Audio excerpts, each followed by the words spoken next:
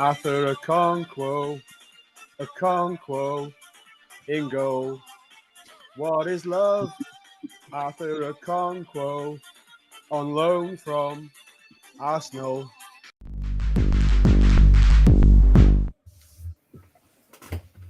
Good morning, good afternoon, and good evening. This is the Red Horde. This is Brennan Farrell, and you can see Sean Driver reorganizing his room in the background.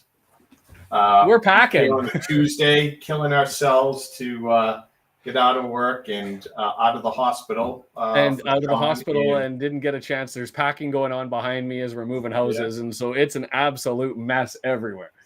Yeah, but we're here for the 160th anniversary of Wrexham AFC's foray into football. And, their first match. They should have played an exhibition game against the Fire Brigade. Put the reserves out or the academy out against the Fire Brigade. Sell it out on a Sunday or some or whatever. Have something out there. I get payback and redemption. What happened 160 years ago? How are you? I am pretty good. My work PC is pinging nonstop in the background. Everyone has something they need, and I'm ignoring all of it. And not today. I've got the work stuff. I've had an emergency run to BC Children's. All is good, no issues, but had to go. And then had the madness that's going on here. I've got things to drop off at 3:30. I worked until 11 o'clock last night to try and free up today.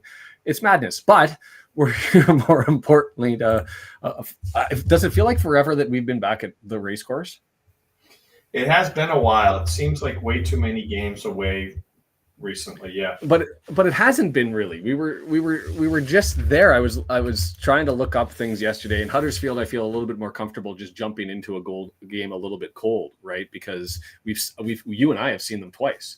Yes, we watched them in the Rotherham game where they looked like absolute garbage, and then we saw them in the what was the other one that they won 4-0, and they looked really, really good. Reading. Is that who it was that they played? In any event, we watched that one and they looked really, really good. No, it wasn't. It was Lincoln City, I think it was. In any event, when I looked at it, I was like, we had the game away to Stevenage. We had the game away Leyton Orient. Then we were home to Northampton. Then we got Lincoln City postponed. And so I don't know. It just feels like other than we had those two, Northampton's not that far away. 2 weeks, I guess. It just feels like a monstrous amount of time. It does. So I'm hi Deandra, G-Zone, Jason. Yes, and Jason was at one of the last home games, right? Yeah, there you go. So for him, this is like a return to old. And don't mind me as we were running around and setting everything up live in the background. I haven't even brought up the live count itself to bring up the clip. He was at both. Yeah, I brought up the lineup for today. Nothing changed from last game. So, and fortunately, I mean, is Mo Fall there on the bench? I still would like to see him get minutes late in the game. He's getting in today, definitely. Nice to see Cannon in. Came out of the last one with a potential injury and a potential knock. And so there he is. Deandra with the message early. I got to pop out the chat so I can put this one in. I'm having major preemptive FOMO because I've got a meeting in 30 minutes. The nature of the beast. So for those of you joining who haven't seen the lineup, even though it's on the screen and you're just listening to me, I'll walk you through it. Okonkwo is going to be in goal on the back line as it's expected, with Cleworth still out. O'Connell on the right, Dan Scarr on the left, Tom O'Connor on the left side. Brandon, here's the question. Cleworth gets healthy. What happens is between Scarr and O'Connell, and I assume it's between those two. Deandra also hinted towards that. I'll answer your question in a second, but I was watching the pregame, and Cleworth was running around with Jacob Mendy on the pitch. So if he's close, what happens? Yeah. Have you? Yeah, he's definitely not going to be on the bench. Maybe this Saturday. I think they're going to want to bring him back in, and I think that when you think about it, O'Connell has not had a day off, so you could probably get away with giving him a match off without really hurting his feelings at all. And then you could consider, lumping Scar for a game, and then O'Connell, or I don't know. You have some options, I think. Yeah, it's knowing Parkey, he likes to put best 11 possible out, right? And so I would be amazed to think that he may go with something other than the best lineup. And so the question for me is, what's that best lineup going to look like? I think most people still underrate O'Connell. Like that whole play, like people talk about how great Max is and how great his crosses are and all these other things. That was O'Connell right off kickoff that hit Palmer spot on, right? And Palmer was able to control it, get it over to Barnett. Barnett cut it into Mullin, right? For that designed kickoff play that was the only goal we got in the last game, right? And O'Connell regularly makes great long ball kicks. So at least for what we do, saying that Clearwood's better than him at that side is going to be tough, I think. No, I'm with you. I'm more than anything, I'm just interested to see exactly what it is. Get Clearwood healthy, and then we'll ask the questions. Get everybody healthy, and we'll ask the questions. So Barnett on the right side, McLean going to go on the left. We'll see if we get Revan in for any minutes. McLean, he's been hit or miss, I think. He's never been bad, but he's either been resurgent or just sort of neutral in my eyes, but capable, confident, and obviously the captain. There's the 3 C's that are all covered. Cannon and Lee. It's not Elliot Lee. Elliot Lee is. Sorry, I was like, where is he? And that's because they've rechanged their format of Barnett and McLean mirroring each other on their starting 11. Sean, and then what Mullin do you and think Palmer they're gonna do upstairs. without Fletcher on the bench, right? Palmer can't go the whole game, without a doubt. He runs out of gas way too soon. He already played Saturday. He and Mullin were both exhausted. They really, neither one should probably try to go most of the game today. And we only have one striker on the bench. Ball on the bench. Yeah. What are we going to do? Do you move McLean up? Is that an option, Revan? And have he has played in that forward position. He has the capacity. I think it depends on if we have the lead or if we're behind. I mean, I'm with you that somebody's got to come out. I think it's Fall and Palmer. Mullin's going to be asked to run his butt off for most of the game, and somebody's going to have to fill the boots. Whether that Elliot Lee slides into that spot or McLean slides over, I think depends on whether we're. He hasn't been actually, dazzling though, right? Offensively speaking, I mean, I would rather see McLean move inside because Lee, I think, could probably use a break later in games too. Move McLean in and then move Revan out on the wing. Yeah, no, I don't object. We shall see is where we're at with that. I don't really have any idea. And just I'll put the caution out there. There's 2 things that we're getting close to game time here. One is you're probably going to hear some thumps and some bangs and all that sort of stuff. They're still packing as a necessity in the background. And new things coming into the house as I'm being shown off. New stuff for the house. Second to that, I always want to make sure I get in the promotional coverage stuff. And even though it's in a bag because we moved some stuff around, if you can see that Ultimate Promotions bringing all of these to you ad-free all season long. So check them out, ultipromo.com, ultimatepromotions.biz. If you're looking for pins, whether they be pressed like the ones that we did, soft embedded, soft enamel, hard enamel, you want to do the big metals for any competitions that you have, go and check them out. Free artwork, free shipping. They'll put that all together for you. And that's it. I haven't really gone through the Huddersfield lineup. We sort of know what we're going to get. They tend to go through the middle way more than we do. They're sort of a mixed bag when it comes to their offense. 4 goals by Ben Wiles, 4 goals by Karoma, 2-2-2 by they get a mixture from everybody up front. So we'll see exactly what happens with them. I'm pulling their lineup up as I can attempt to do that as we get going. Yeah. You have it on the screen. So maybe you walk us through it while I'm looking at things, and I'll compare it to the football ref as we go through. They got Chapman, Person, Marshall, Wiles, Radulovic, Radulovic. Yeah, the Serbian. Yeah, Miller, Kane, Kazuma, Turton. Ben Wiles? Ben Wiles is in, yes. Yeah, okay. So that's a standard lineup for them. Wiles, Karoma up front, Evans, Marshall, Pearson. They're going with their normal goalkeeper. Mind you, when I say normal goalkeeper, they sort of mix bag it in the sense that they've had Jacob Chapman for 4, and they've had Lee Nichols for 7. If you pull up the match log for Mr. Chapman to find out whether that's a recent development or not, I'll wait for my internet to do its thing. It's a little bit behind. So we'll watch that one as far as their goalkeeping goes, but no real surprises with them statistically.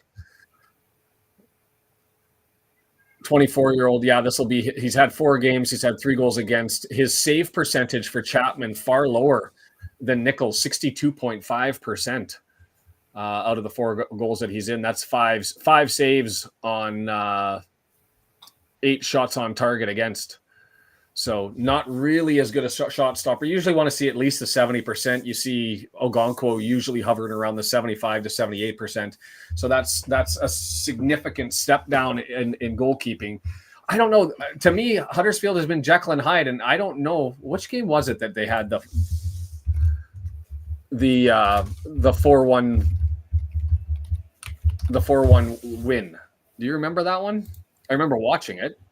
I'm trying to remember. Let me just click on them. Over Bolton. It was Bolton. It was 4-0 over Bolton. Yeah. Yeah, we watched them in the Rotherham game where they played like absolute garbage and had a red card. It was a 2-1 score, but it probably should have been 4-1. The Bolton game was 4-0. We watched that one, and they looked okay. I think the score favored them. They deserved to win. I don't know if it was a 4-0. Can we have a prediction poll? We can, Deandra. What do you want to put in it? Are we putting scores or let's do it this way? Just to be clear, they have 6 wins and 5 losses. They have 0 draws. Yeah, it's Jekyll or Hyde. Yeah, everything I've heard is if they get out to a good start, kind of front runners, they get out to a good start, they feel good, they roll. If we score first, they have a tendency to fall apart, and you can just blow them out. So I think that's what we're looking for. A lot of pressure early, use the crowd, and roll through this. This would be a very good win for us. I think a team that's going to be in the top 2 or 3 teams, and to take 3 from them will put us in good stead. Yeah, I'm with you. Sixth place. They've played 11 games just like we have. For them, it's an important game because sitting at the end of the playoff spots, they've gone on they went on 3 losses in a row. They end up taking 2. Really, they've been hot and cold. 4 in a row, then a bunch of losses, and a couple of wins, and a bunch of losses. Now 2 in a row, and so we'll see what version we get of them. But for them, you lose this one. You've got Lincoln City, Stockport all sniffing behind you at 10 points. Bolton, who's only a point behind at 10 games. Reading at 16 points and only 10 games. There's a lot of teams licking their lips and chasing that would love for Huddersfield to stumble here. And for us, the inverse is sort of true. For us, it's an opportunity to cement, right? You get to 26 points. That means Wickham and Mansfield can't catch you. Even with their game in hand, things are good. So what happened to the Who Are You series hangover? I've just been busy. It's something I want to do. I'm moving homes. We've got the team coming out here. I'm moving homes. Work is crazy. We're renovating. I got too much to do. And this morning I was in BC Children's with my youngest, who is fine. But it just required time to go and have a check. So things are fine. When you say this team, John, are you speaking about us or are you speaking about them? I don't think that we get blown out. Have we seen them get blown out? 3-1 lost to Northampton Town. We saw Northampton Town. You wonder how the heck that happens. But I think it's impossible to predict a blowout, but when they lose to Blackpool 2-0, they lose to Northampton 3-1, you raise questions. Then you see they blasted Bolton 4-0 and you go, holy crap. And we've seen them at their best against Bolton and at their worst against Rotherham. I don't know. We'll see what they get. And thanks. Just a reminder, as we're looking at things, getting things started, like button is down below. Let the algorithm gods know that we're here. Smash that if you can. And if you get a chance, whether you're watching this on Twitch or you're watching this on Twitter, jump on over to YouTube where you can take more. It's easier to take part in the chat that happens. Get to know the community. 56 countries since we had Andorra and running. And Brendan, are you going to sit in the background and enjoy it? Yeah. I'll be unmuting myself occasionally. and I have all sorts of refreshed gifts for you to be popping up in the background to contradict everything you're saying. Excellent. I appreciate that. For those of you who haven't joined us, Brendan is in control of everything other than the chat and what pops up. That's me. So he will, if he disagrees with me, he will see whatever you see. As we're about to get underway here. Whew, that was no time. It feels like it just was rush. But we'll jump into it, and I got to bring up something here. Oh, they've so we're going towards the tech end. Right to left on your screen, left or right for them, as I'm going to jump up on board here and load up everything that I need. Holy.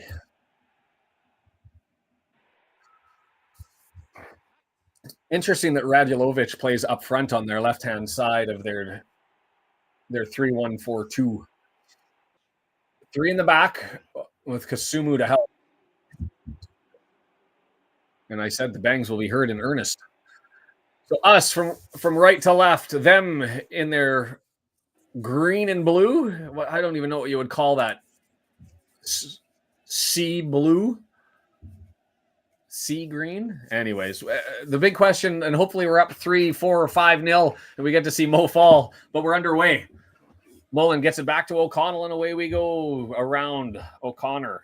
Left foot, long, searching ball down the left-hand side. Mullin gets a push from Kasumu, keeps him wide, and so it's a mass scramble in the middle, and Dobson not able to get it. Do they settle it down? Huddersfield settles it down, and then launch a long ball that was useless. Long may that continue. 100% possession for us so far, says FODMob. Off to a great start 30 seconds in. Mullin fighting a soft little flopper by Lonwick.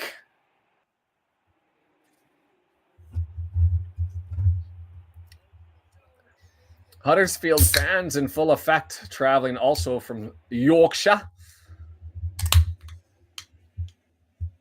I think it qualifies. It's not Barnsley. Should I bring that up just to remind myself?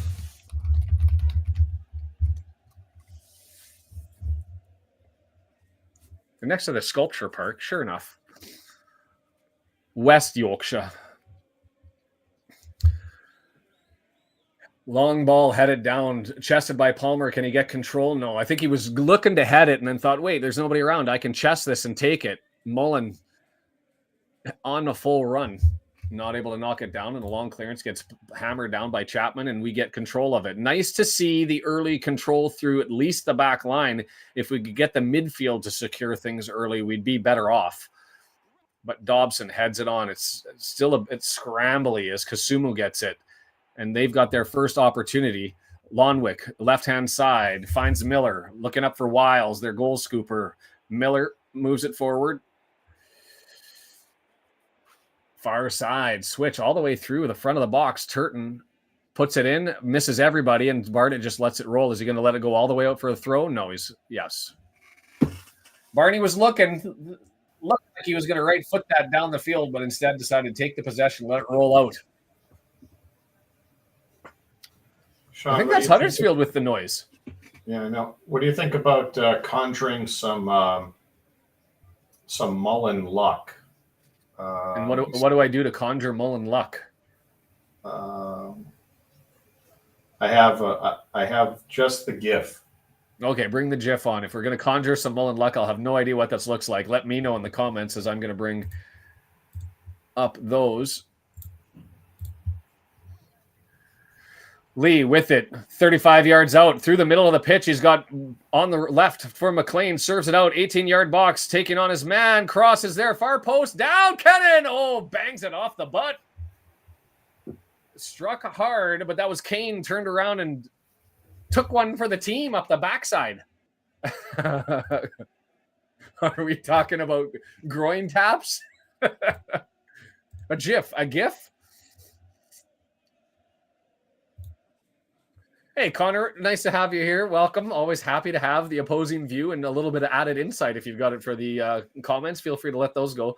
Huddersfield fan, missed touch there by Miller, who let that go. And he's unsure. We're unsure what your team looks like. You guys are either good or you're bad, and that's it.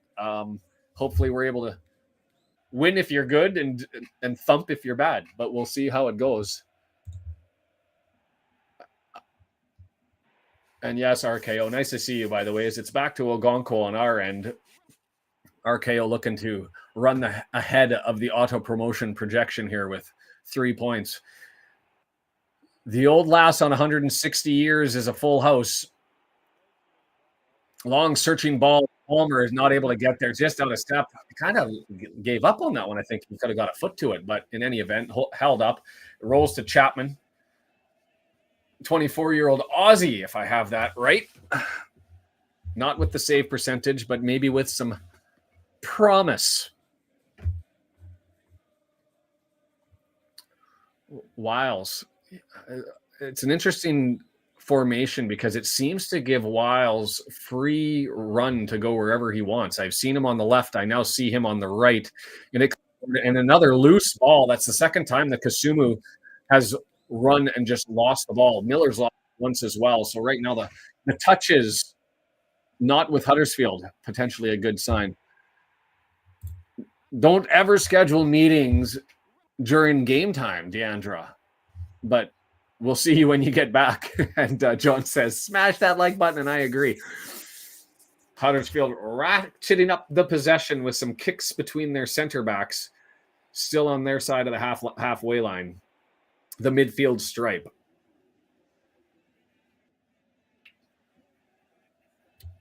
Lonwick across the halfway line, searching, and then the bad pass, easily cleared by Scar, just thumping it down the length of the field. That's one with Scar. He had nobody around him. A question again. We're rushing possession, it seems, defensively. And that'll just roll harmlessly to Ogonkwo as Marshall wasn't able to marshal the ball and collect it at his feet. Back to Ogonkwo after an attempt to EOC, and he's going to thump it down the middle of the pitch, and we'll see if Palmer's able to control, and he's not. Doesn't get the height he needs, but instead Dawson gets it. Can't get it to Lee, and here we go. O'Connor. Lee, left side. It just feels that when we have the ball, we search. When Huddersfield has the ball, they wait, and there's a lot of standing around for them, although we give it away as Cannon just tried to get it to Barney and gave it away. Oh, collects it again, though. Cannon, is he able to maintain? He gets tackled, falls down, no foul. Palmer takes it. A little bit scrappy and scrambling that loose possession, but you give it to the man who's got the boot. Assist, far post, come on. Too far for McLean.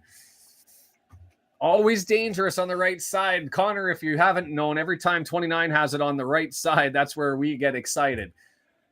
I didn't see the Rutherford pregame YouTube feed, sorry. Between their center backs, do you mean scrotums? Not yet. I don't have a negative opinion of the Huddersfield center backs yet.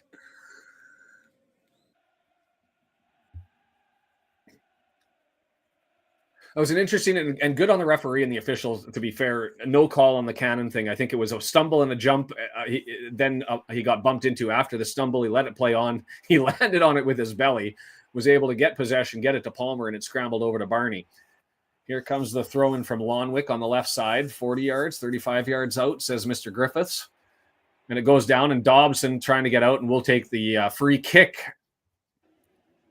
Taken quickly. Long fling down. Well covered by the Scrotum's center backs. He still looks like a hobbit? Are you saying Rutherford? Or are you talking about the official?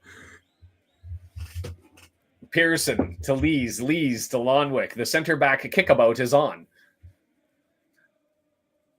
And then up to Kasumu. An interesting position that Kasumu holds in the middle of their midfield for them, as he's expected, I think, with free reign to kind of go anywhere. And he hasn't been very good with possession so far, which has to hurt them. Barney, tried to leak onto Mullin and send him on a break and couldn't do it. As Peterborough, W&G, the man with the scores every time. W&G, so thankful for you. Appreciate you much there with the 1-0 update before Chapman thumps it down the pitch. O'Connor receives it easy from Scar, gets it to McLean, and he tried to play it over to Lee, but he missed him. Dobson collects, and we're going to play it back to EOC as we push forward. EOC loses on the first touch. Whoa, handball. Thank you. Oh, he called the advantage on the foul. I thought that came off of Lonwick. Was it Lonwick's hand? I want to see the second play here as Barney forwarded. Oh, no, it hit him in the head.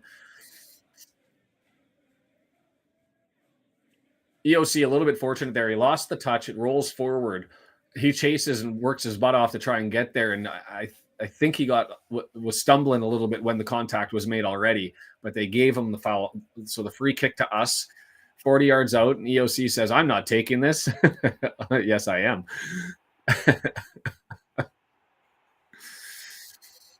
In towards Palmer. Palmer can't climb the ladder, and it's going to go harmlessly out unless McLean's able to go and chase it. Goal kick. Howdy, Alex. Nice to see you. Don't forget the like button while you're here. And Iron Maiden's manager was from Huddersfield. the important team notes and the stuff that I didn't get in the Who Are You?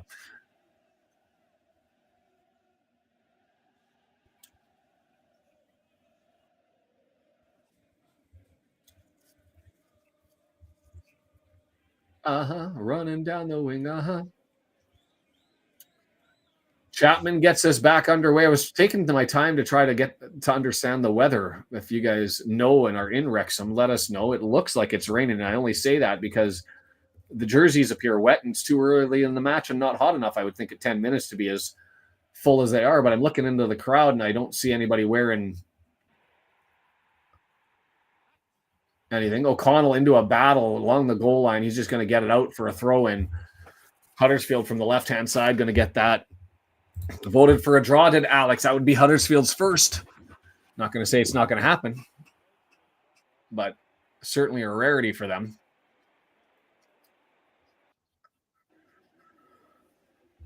Lonwick sliding forward, looking to get the throw in. Gets the throw in. They say that it's kind of a lazy throw. There was a bit of a shout from the players saying, got to take that one again, but they allowed it to go.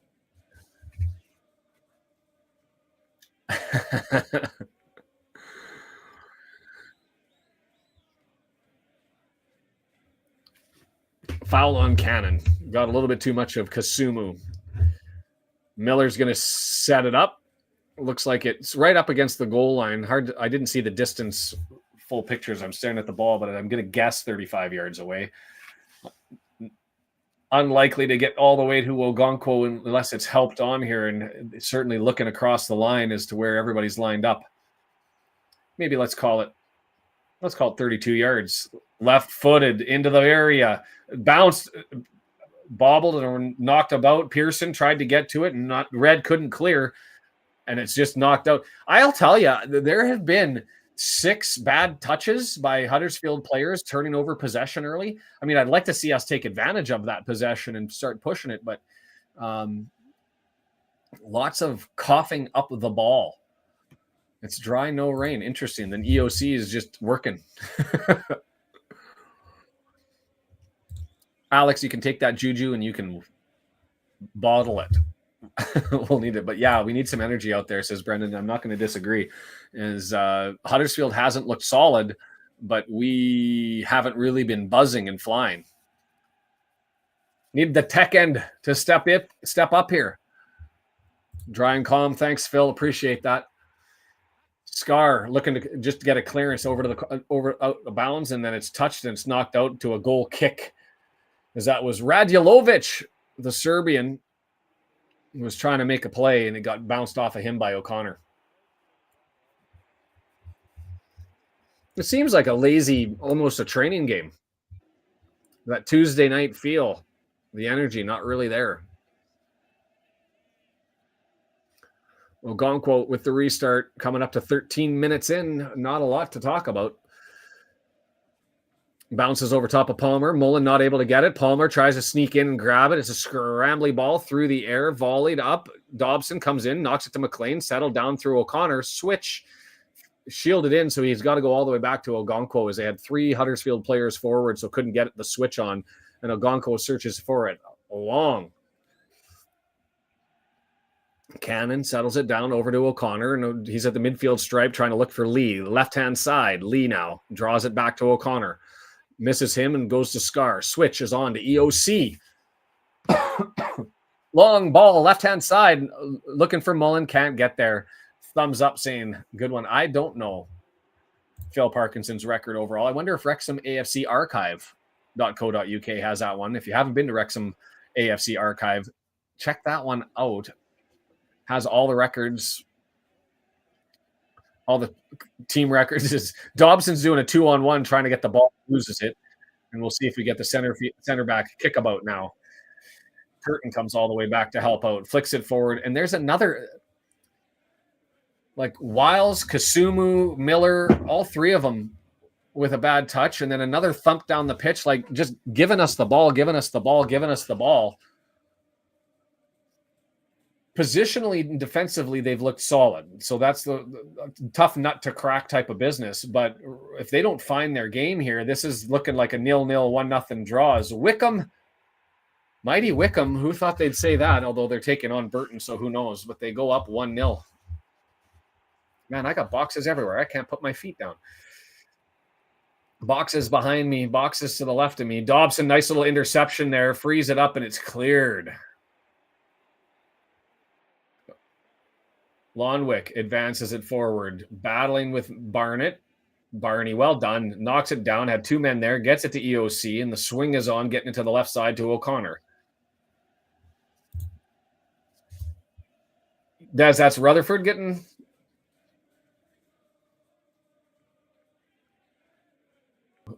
who's your best mate? Because I know Rutherford had the interview. Was there somebody else that I missed? I didn't get to see it because late coming back from a hospital trip. All is fine. Mullin with it on the battle, knocks it off Lonwick and ekes him a free corner. Well done. Advance all the red forward, guys.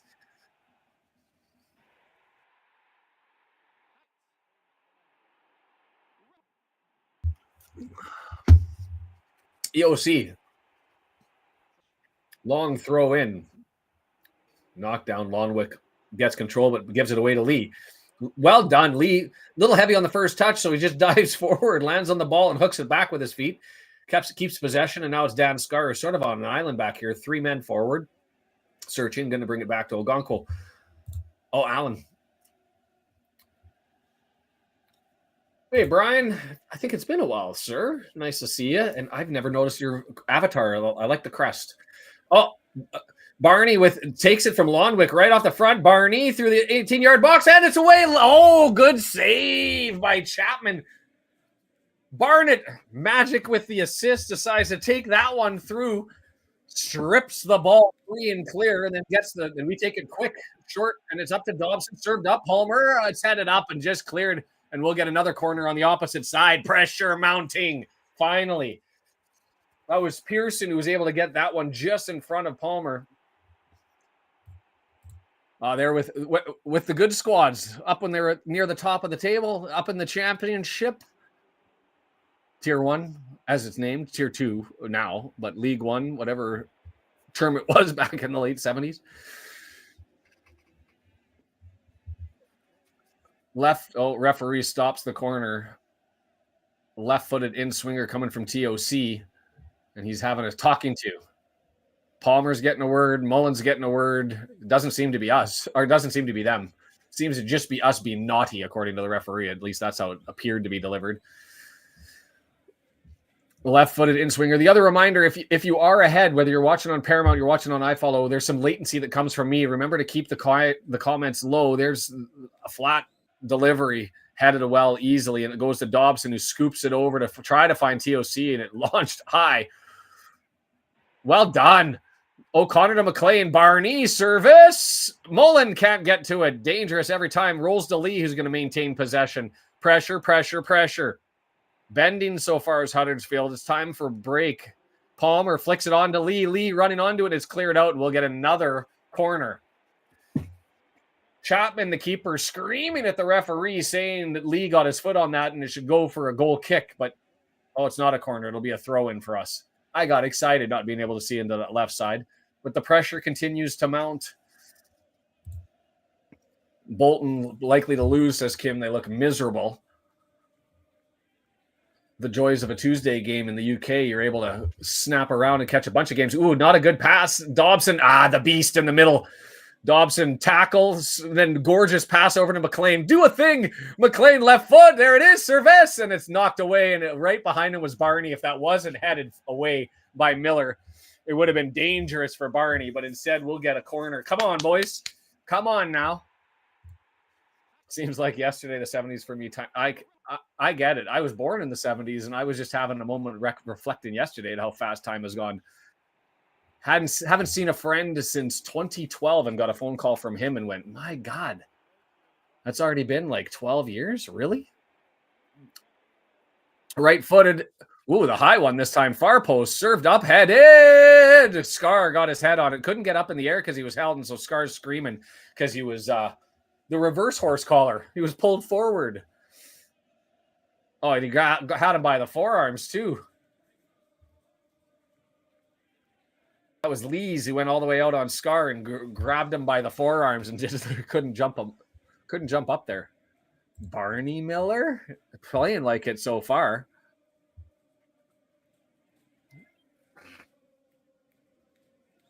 What was that? Yellow card.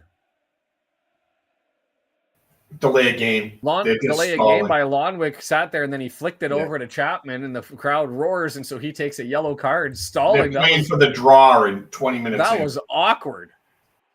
I don't know if it was playing for the draw, but that much pressure. You're just looking to take the sting out of the crowd, looking to find something to settle it down, right? As it is, Lonwick takes a useless yellow. Now, hopefully, bad deflection. And it's Radulovic over on the right-hand side with a free cross and just easily cleared away. Well, poorly played by Radulovic there on the opportunity. Palmer draws it back and it goes out, and they'll get a throw in there to Huddersfield. That was a deflection. I believe it was O'Connor. Whoever was on the left side there smashed the ball and just hit a Huddersfield player and went the other way, and Radulovic was on the fly. It was just an awkward one because of the flick. Scar with easy header away. Huddersfield starting to do the pressures. Lees comes all the way forward. Knocked loose of him. Lee pumps it forward. Mullin frames out the man, runs forward. He gets grabbed. Couldn't get it over top of Lonwick. Cannon gets it to Palmer, and here's Barney. Oh, no, sir. No, sir. He didn't even leave his feet. Like, there was contact there, but that is soft touch. That is soft touch. Like, I get that he's framed out, but that wasn't a push. That was just the ball is there to get, and Cannon got higher. And as a result of getting higher, he made contact. That's a weak foul. Hey, Santiago. Nice to have you. Yes, G-Zone, the flop emoji. And if you want that emoji, it's $1 to join. Feel free to hit it at the bottom. And then you can use the emojis as well. I do have to get a groin tap as, Cannon just gets tackled, and here's going to be service. And that's the touches in the final third, not even the final third, to be fair. There have been some awkward touches, whether I have control on FA and I put too much of the holding the button down, or probably me playing football. It's the service I'd give up. Clark giving it a test too. See, why is that not a foul then? Same thing. Contact by Long on Palmer, who came forward. It's getting a workout today. The flop meter.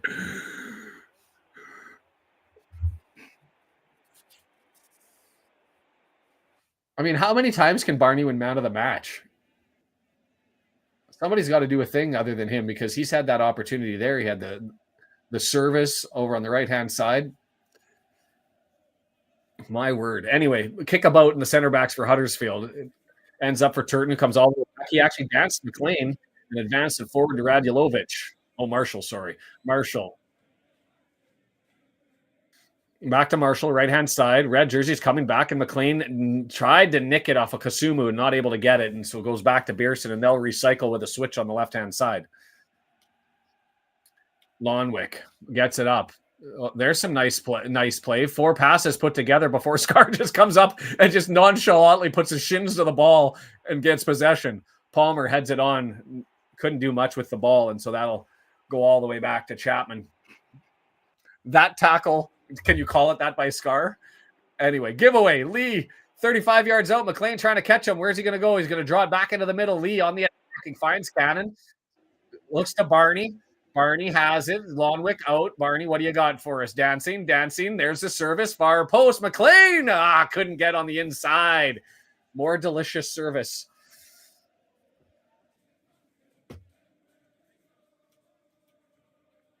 He's like the dessert lady at your cafeteria. You just expect him to give you something delicious every time. Every time. Give him a smile and a nod. Scar. The right side to Ogonkwo. Long ball. He is. He's just a machine. It's just nothing but delicious service every time. Like, he gives the guys a chance every time. O'Connor heads that one away on an attempt by Huddersfield to advance it. Cannon gets knocked, but able to secure it. Back to Scar, back over to O'Connor. Left-hand side, still on our side of the midfield stripe at the halfway line. As Dobson gets it to EOC, right-hand side. Long searching ball, looking for Mullin. He's on the hunt. Look at Lees and him. Lees just clears it, and we'll get a throw in. 18-yard box, perpendicular width. Throw in. Barney with control. Had Miller on him. Tries to get it to Cannon. Gets knocked out. We'll take a throw in, this time from 32 yards away. Make them work, boys. 25 minutes coming up in 3, 2, 1. You can mark that at 25. And there's Barney. Throw in. Tries to find Mullin. It gets cleared out again. 10 yards away. Let's call that 15. Oh, pitched it. Tried to go Barney Cannon, but he ultimately missed the pass to Cannon. It rolls out for a goal kick. A little bit more energy. We were talking about it at the 13-minute mark and saying, where is it? Need a little bit of a pick-me-up, and we found it now.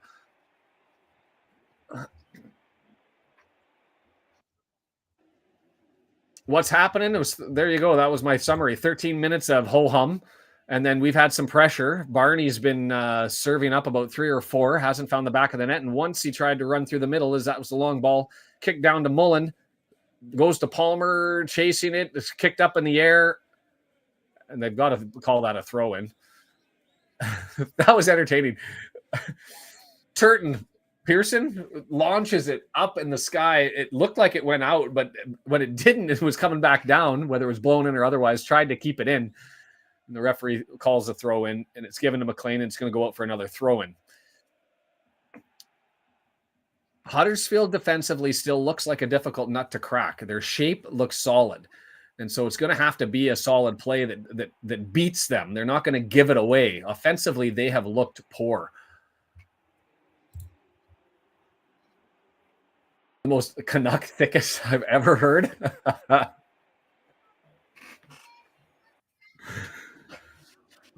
When I get excited, I turn on the Nuck.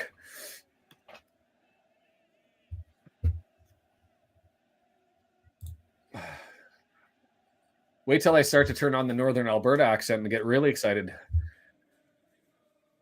Huddersfield look to be on their bad game schedule without a sniff so far. That's what I'm saying, is this is the opportunity, and what Brendan was talking about is you got to get it early, right? Because they're good front runners. Oh, a header towards Palmer. Is he going to be able to save it? Well done to try and get that one forward through him, just a little bit heavy. I was going to say, this is probably the first time we've seen them, when we have an opportunity, not going at the tech end in the second half. And that's because I think they want that early goal. They know how much it means against Huddersfield specifically. Did we call on the flip, though, or did Huddersfield flip it around? I don't know. What did you think? I thought it was Huddersfield because I thought it was an interesting move by them to take away our strength in the second half of going towards the tech end. Loose ball. Mullin had the ball in a battle with Lonwick, but Lonwick able to get the clearance and it goes out. Just thumps it. Mansfield. Who are you? Jesus. Mansfield. I thought with the players that they lost, even with the additions that they had, that they were going to be taking a step down and the quality wasn't going to be there. But Nigel's got them running. Is there 1-0 in Peterborough and Blackpool? We're still sitting 0-0, 4 goals already in that match. Pretty close, Mike. Pretty close to Barney's amazing. To a Newfie accent. Hey, bud. Dancing in a phone. Went out for a 2-4. Took her out for a ride and got her into the rhubarb, eh? Yeah, bud. Long ball. Left side. No, I can't do it. I'm not doing it. It's going to come out now because I've turned it on. You're going to say A.U. Ozer? Hey, Eastbert, yeah, Hoser. That's more East Coast.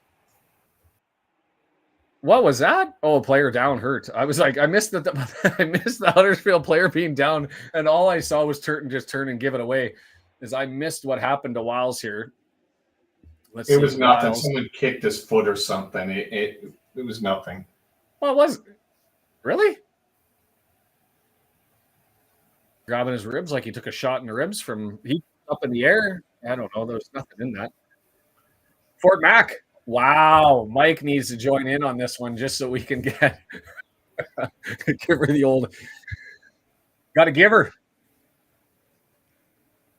out in the back 40, taking her on the grid. That's where we got to beat him. Woodshed. This keeper stalls every time. Cambridge up on Stevenage is a bit of surprise. That anytime Cambridge can take points now, other than when we play them, I'm a fan of that. Really, anybody who's in the bottom 6 at this point on the table, your Burtons, your Cambridges, your Crawleys. Stabbed by a blade of grass right in the chest. I hope he's okay. We'll keep an eye on him. Huddersfield with it, advance it. Oh, and a nice little, too heavy on the pass on that one, trying to hit a flying Miller who was coming down the left side. And if it would have been laid up, it could have become dangerous, but well too heavy. Well hit was that one. Scar with it, looking down the field. Flicks it on to McLean. Ooh, is he able to get there? McLean, 2 men on, and he's giving it away. Tough opportunity for McLean on that one, but to be fair, Scar had 2 options, was play it to him, deal with the press, or thump it down the pitch. Short take, Pearson with it, looks to get it in, easily collected by Ogonkwo. Harmlessly skips towards him, other than judging the bounce off of the turf. The pitch, that was all he needed to do.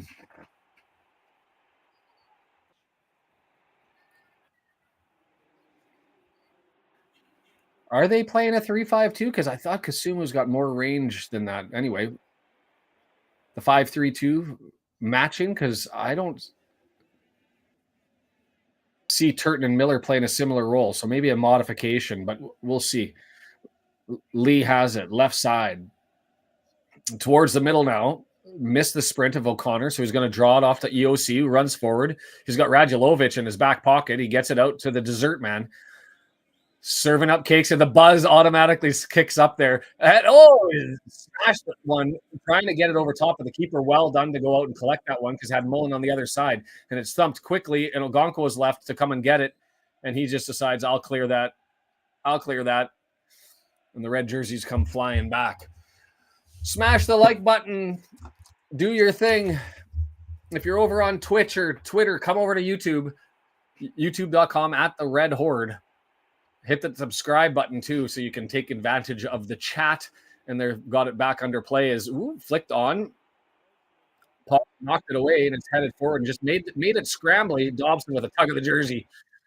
Not enough, and they maintain possession. Still where you at. Comes where you at.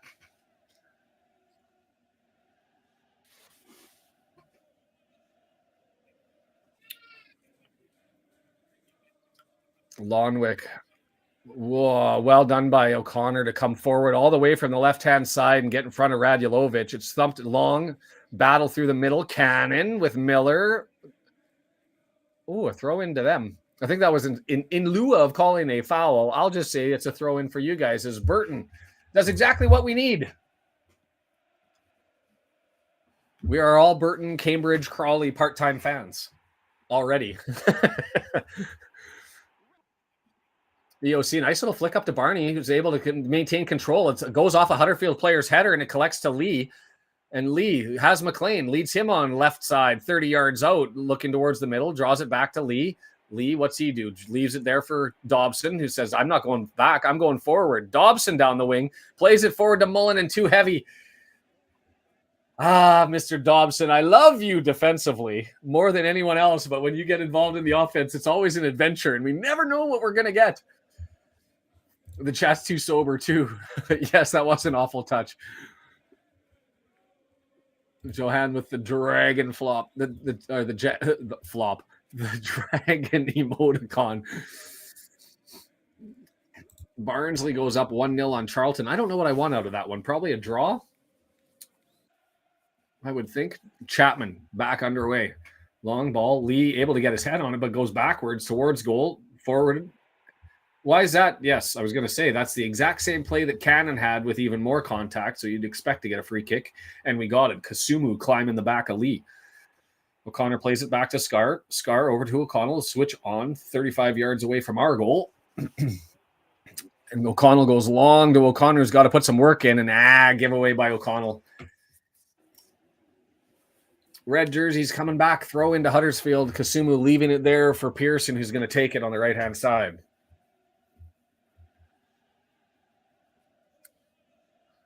Kasumu now thrown into him, Mullin on him, knocks it free, and McLean able to clear it, but we're not able to maintain possession. So they'll just collect it. Lee's on his own half, gets it over to Lonvik.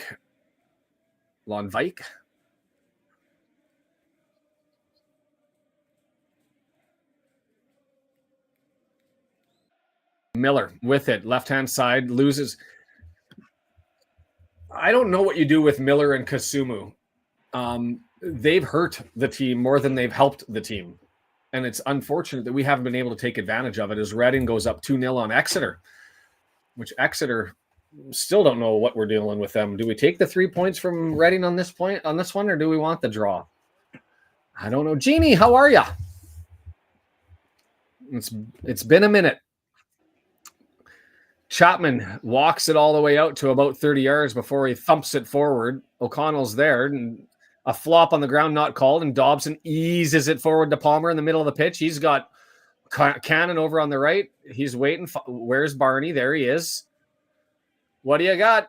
Two men on a Miller out there. Lonwick coming to help out on Barney. They have to. That's been a weapon, so now you've got that. Dobson, Cannon finds Barney. Barney, he's on his left foot, so he pulls it to the right. There's the cross. Lee couldn't climb the ladder. Knocked down by O'Connor. Oh, you could see Kasumu coming all the way forward, and it goes to Cannon. Out to Barney. Barney with Miller. Dance him, sir. Blocked out, and it'll go out. I'm outstanding. It's been a crazy hectic day, a crazy hectic week. We've got boxes everywhere. Ta-da, as we're packing. Boxes over here that you can't see on camera. And I was in the hospital with the youngest one, who's fine. Just had to have something looked at, and everything's good. And we're back. Cannon with it, loses it, and it's out. Energize the team. Do I even know where my hats are? I was going to say, can I swap to the toque if I have to for luck? Maybe I'll get out of this and swap for the red jersey at the halftime. Long throw into the box. Palmer, sky ball up to Miller, or to Mullin. Mullin not able to dance it down as he framed a man out.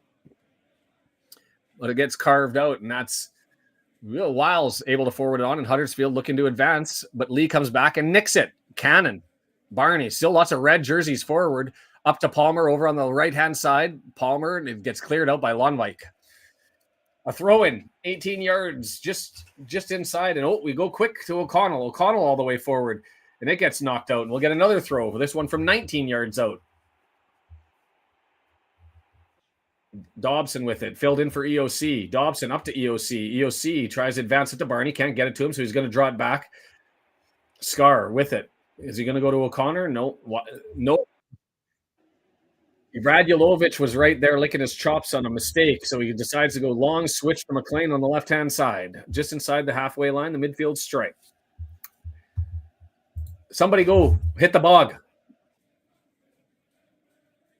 Palmer loses his balance but maintains control. O'Connor dances, lots of space now. Ripped the cross and couldn't get there. Mullin wants a penalty. He was grabbed onto, and it was one of those ones where he was definitely grabbed as a torpedo going in, but the ball was cleared away before it got there. Barnett, nice pass to O'Cannon. I tried to get it to Mullin. I'd like to see that on the replay. It was an interesting one because Mullin was definitely tackled. It would be a foul, but the ball had been cleared easily far in advance of him.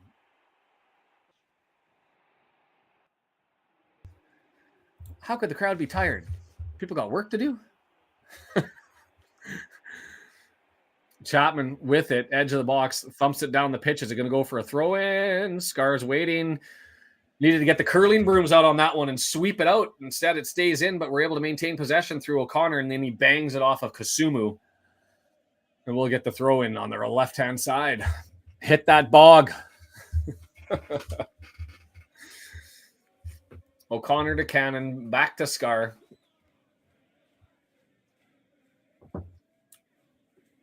Hooray! Sweep! Down the left side. We needed that one to keep it straight.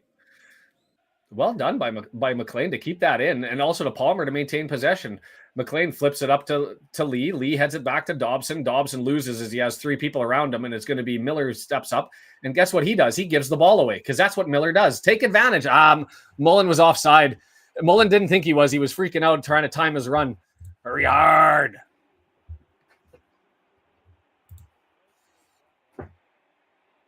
Last time I said Cannon scored, I would have started Rathbone over Andy today. Yeah, John, it's interesting with those two pushing the back of Palmer and a free kick. Oh, no, he doesn't give it. Did look like a flop. Mark agrees. Mr. Griffith said didn't look like much to him, and I have to agree with that, as it's to O'Connor up to Lee, left-hand side.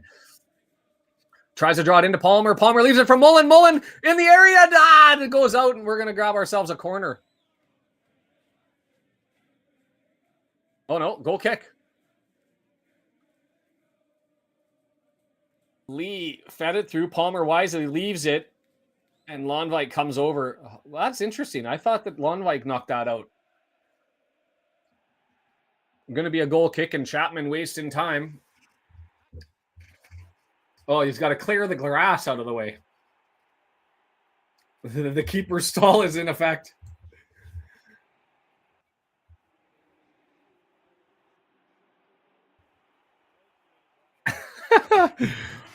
We'll have to have a conversation with Two Beards. See what they say about the Aussie Cutterbach, because another turnover giveaway, but it was able to be saved by Kasumu.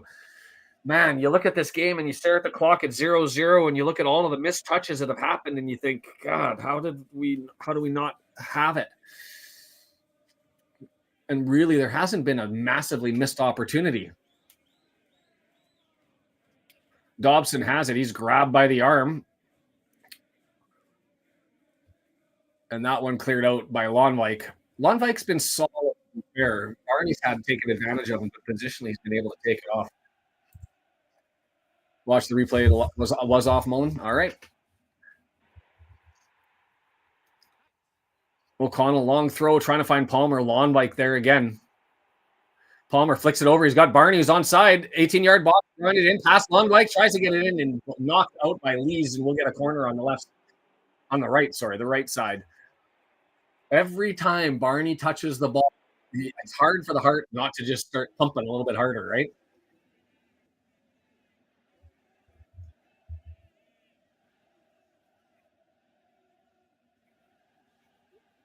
What are we going to do, TOC?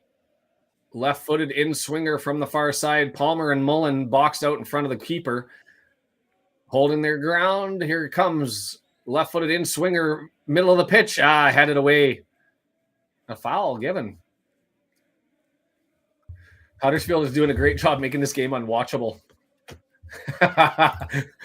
Michael Smith, too much possession, too many chances, no goals. That's exactly what our problem is, isn't it? We've got too much possession.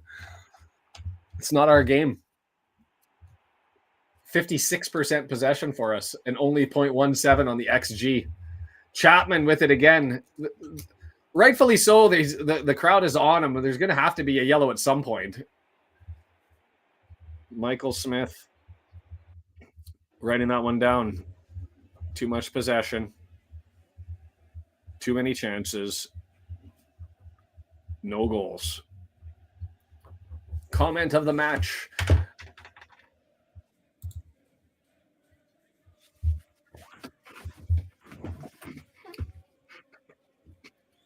Scar leaves it for Ogonkwo.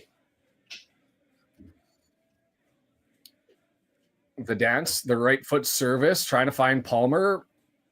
Palmer heads it forward. It came to him as 3 Huddersfield players missed it in front of him. It's cleared now. Cannon grabs it. Miller says, "Oh, that's the second time. I can't do headers. Why does this Cannon guy get to the ball ahead of me?" I'm really starting to hate Miller as there's a bad touch. Oh, unfortunate is that came off of McLean, the clearance from Pearson, and it'll go for a throw-in.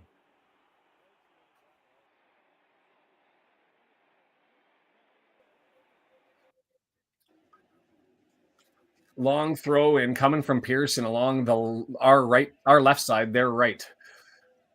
McLean gets his head on it. Mullin tries to frame up, gets run into. Ref doesn't buy it. That was a flop.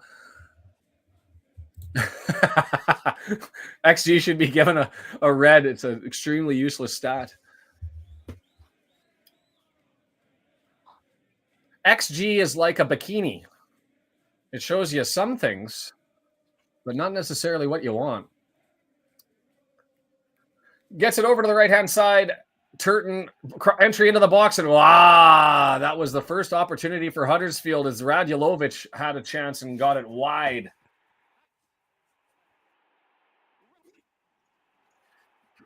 That was Turton, served it up, headed there. Scar was right there as well. Missed by about 3 feet.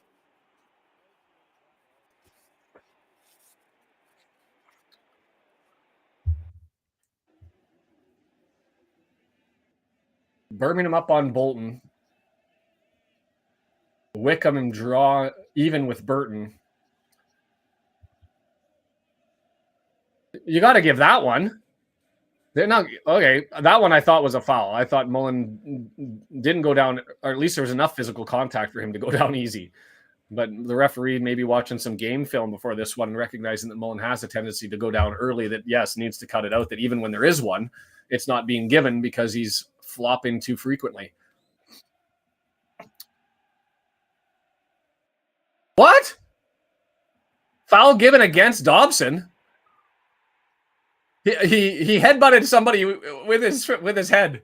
That's not okay. The boot was high. Dobson goes in and heads it away. No contact.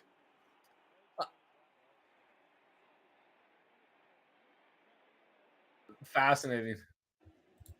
South of Detroit, Took, Windsor, Ontario, knitted cap. Knitted cap? Not allowed to headbutt feet, apparently. There's the whistle for halftime. There will be some boos for the official on that last one, as Mullin's going to go up and be like, what just happened there? The helmet. When you've got the helmet on your head, you're willing to take on the bottom of somebody's cleats. Studs to the head, deflected off. I think the boos were for the official after the call. I don't think that was for the players. We don't have all the possession. 55-45. Brendan, summarize that half. Painful to watch. One word, pain. Just horrible. I mean, it wasn't the prettiest game. Our prettiest first half. The first 13, 15 minutes was ugly. Like there was no redeeming features in the first 13 minutes for sure. In the second part of that half, it was them with missed touches. Like no threats at all. They had one shot, and that would have been that one that missed. We've only had 3, but we've been sniffing in or around. I just think that their shape defensively is quite solid. But man, they got so many mistakes. Like Millis popping it up consistently. Kasumu's had a bunch of bad touches. Turton had one. I haven't seen really anything from them. The downside is they're giving us free possession, which is why we're at 55%. And given our efficiency, you'd think we'd find something. We haven't. So what's the answer? I don't know. I mean, Lee keeps getting the ball, and I want to see him charge forward more, try to make a move on someone and blast it at the edge of the box, but he's not, you know. We're only getting the cross coming in corners right now. It's quite a limited offense if the D knows it's coming. So.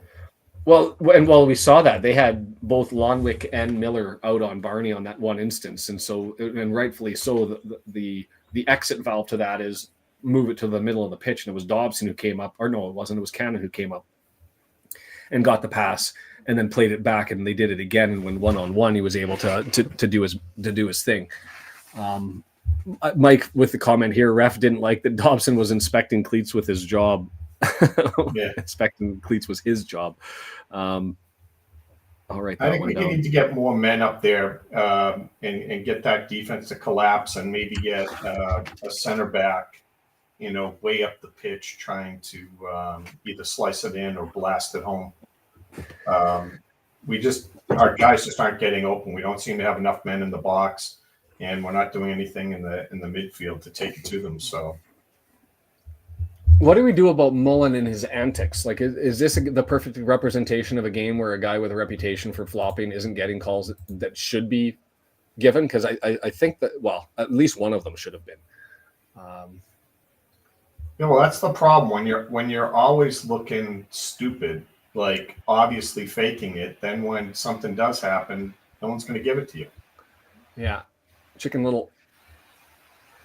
Sky is falling. John says patience, and that's the inverse. You and John, I think when you guys agree, we should buy lottery tickets, because you said bring a center back forward and basically push a little bit more, and John says patience is the answer.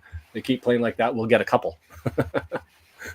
So how can two people that are massive fans of Wrexham come from the same area and always be so diametrically apart? John loves being the contrarian, so it doesn't matter what they say. It's coming in. That may be true. Maybe true. The only thing about it, so my suggestion, if we pushed forward like that, the thing to worry about is that EOC is just ridiculously slow. If he's pushing too far up the field, he'll never get able to get back on the counter. To get back, yeah. Which isn't good. If Cleworth was in, then I think you'd be in a much better position, and EOC playing very deep. But yeah, it's not a good idea with EOC on our right wing there. I've gotten bitty in my ear, so I just had you back, but I did hear about Cleworth, and so I'm assuming the continuation from EOC is you look for that measure of control that we're sort of missing on the right hand side, and I agree. EOC seems completely different in the middle of the pitch when he's running with the ball going forward. Down the right field, I don't have as much confidence, and I don't know if it's because he needs that spread. Or what it is. He gets nervous being up against the end line, but we're just watching the Barney opportunity into the 18-yard box on the replays. That was a real chance. I'm surprised they only have the XG at 0.17, because you'd think inside the box with a right footer from that location, you'd think that would count for more points. But all the highlights are basically us with the sniff. I mean, the only sniff that they had was the last header. Radulovic probably could have done better. Or no, it wasn't Radulovic. It was Turton. Could have been done better with the other opportunity that was a giveaway, and basically just rolled it into a Gonquo. But yeah, I don't think that we played bad. I said it was awful to watch because Huddersfield, like, we get criticized for playing ugly. Like, even when we beat Rotherham's like, they're the worst team I've ever seen. They don't even belong in this league. And that watching them is disgusting. You got to be kidding me. Huddersfield, is this what people want to see? This is just wretched. Like, they're not even attempting to do anything. and they flop if anyone gets near them. Is that like that's what people in England thinks is good football? It's garbage. They're not taking any shots. I don't think the way you should be playing is to wait for the perfect opportunity or just never shoot. Like that's ridiculous. Yeah. So I'm happy with how we're playing. We're just not getting it done. To be fair, a lot of the reason they're not threatening is they gave the ball away 7-8 times at half. Yeah. So I can bring up the FOTMob stats if you want to do that before we get to it. FOTMob.com, Wrexham. I'm going to have to bring them up. I'm going to have to bring it up and click, and you'll have to wait for me on this one. I think Scar's doing well today, John.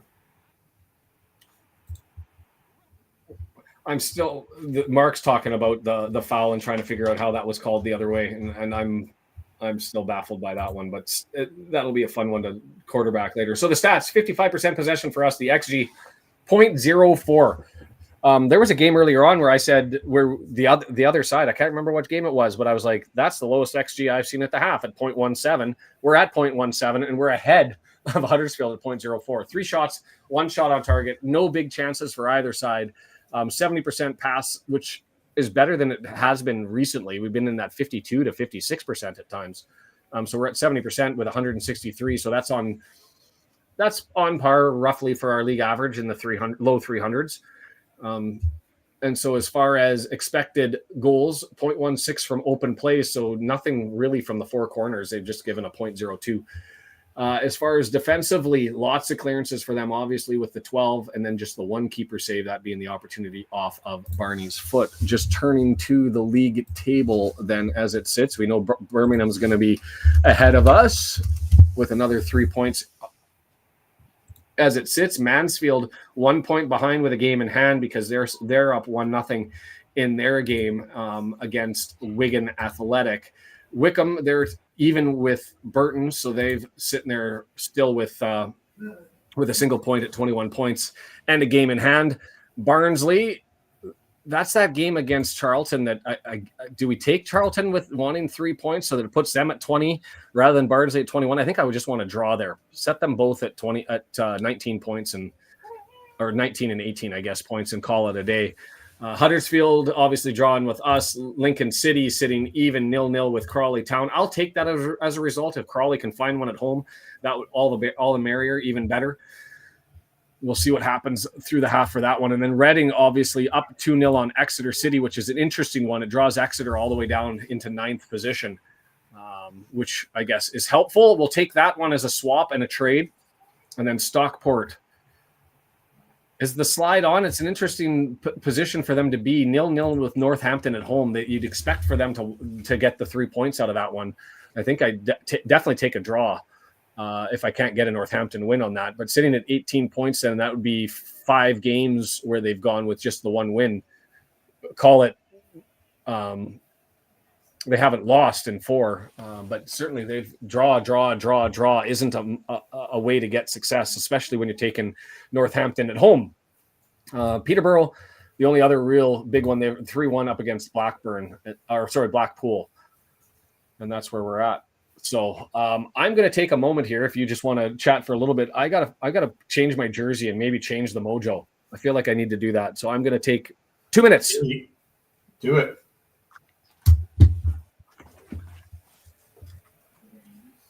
Yeah, so what are we looking at here? They're flashing up the halftime stats. Nothing spectacular showing. We won 66% of our aerial duels. Passing's pretty even. Attack in the last third's even. Key passes are pretty even. I think we talked about it before. It sounds pretty dead there, at least on the Paramount feed. I don't know. The iFollow feed's quiet too. Really? Which is really strange because the iFollow feed appears to be really close. You know, like you get the background noise from Mark's mic, and he's in the stands, you know, in with the Wrexham fans. So you'd think, you know, it would sound louder. Can you read any of that? Is that Korean? Let me the jump chat. back into it. Chan, 안녕하세요. Chan입니다. You think they're going to win 2-0? All right. So 안녕하세요. Chan입니다 is just basically saying hi, everyone. I'm Jan. So I've been learning Korean more frequently because I started playing a game on my phone where I'm playing with a bunch of Koreans, and so it's been forced upon me. Des says it's loud. Interesting, because it seems quiet to me.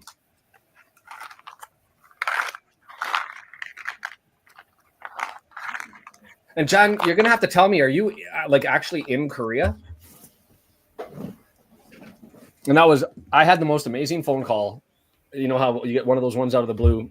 A friend of mine who I haven't seen since, oh God, it would have been 2012, January of 2012. And I got a phone call from his brother, who I speak to more frequently. And then all of a sudden I hear in the background, Hyung, which means big brother. And I was like, what? Why are you guys together? And he's moved to Canada for at least a year. So I might be doing one of these from Calgary because I'm going to have to head over there to go and see him. Denver, Colorado. All right, we'll take that. I don't know how you end up in Denver. I thought all the smart Koreans come to Canada. Insults. It's just late and cold and nothing to be excited about. See, that's the part of it that I was thinking with the fans being a little bit. Des says they're quiet. It sounds or says they're loud. I think they're a little bit quiet. But then watching this half, if you were there, Brendan, would you be able to contribute and be excited, other than when Barney touches the ball? I don't know. I don't know. I mean, is it? I thought that the tech end would be doing the chants most of the match, similar to the away fans. I thought the majority of the tech end was the away fans. I'll be honest. Fans, so the loudest shout that I've heard so far was Huddersfield singing a song that I'd never heard at the very start of the game. And I went, whoa, I'm hearing Huddersfield. Yeah, see, and I can't do this one, but hi, Andreas. And you'll have to tell us where you're watching from. And hola. That's all I know. Who's he bringing on and when? Well, you got it. Rathbone for Cannon. I mean, with the narc, I think that's going to happen, and that's going to be the first move. I think Revan's got to come in on the left-hand side. I can see Revan coming in with Fall, and then Revan takes the left-hand side. McLean moves into the middle.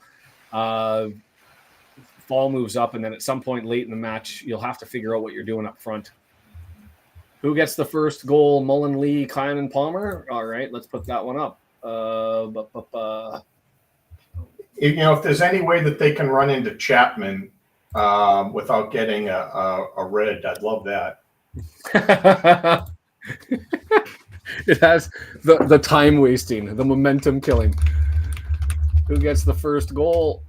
And I got to go back. So you said alphabetical order. I'm not going to put it in alphabetical order. Mullin, Palmer. Who else did you suggest there, John? Watching from Colombia. Looks like they're making a sub at halftime. The free window. Mullin, Palmer, really Lee is the option.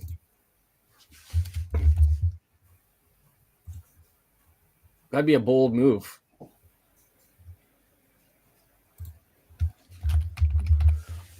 What if I went with none of the above and I said Scar off of a corner? Hey, Crawley helping out. Thanks, W&G. They're back underway in Crawley. And so we're about to get this one underway. There we go. Started the clock, and we are all the way kicked back to the keeper, and Crawford gets this one started with a long right footer down the side, and we'll see what happened at the half, if anything. And who came off? Was it Miller or Kasumu? Because I missed that there was a halftime sub by Huddersfield, which still we've never had that. Dobson with another nick. Well done. Not a lot of numbers forward, so it's held up and then given away to Kasumu. Cleared back to Chapman. Long forward, Radulovic chested. And that's Kane. So Dan Ward came in and he took out Marshall. 25. Ward with it, bounced off of him by O'Connor, and we'll get a throw in just on our side of the halfway line. We're drawing up the chat here because it's been closed off.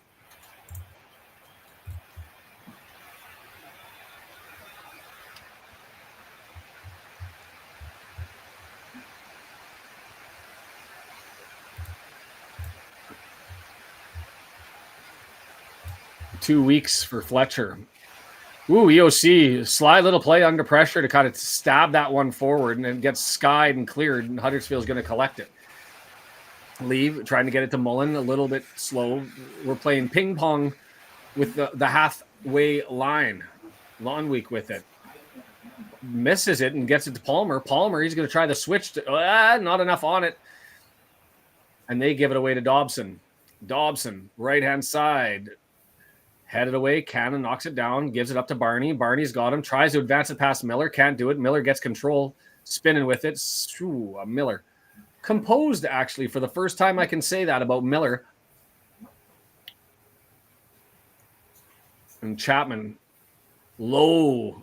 Like, that was like 9 feet and a bullet past the midfield stripe. Just high enough nobody could get to it.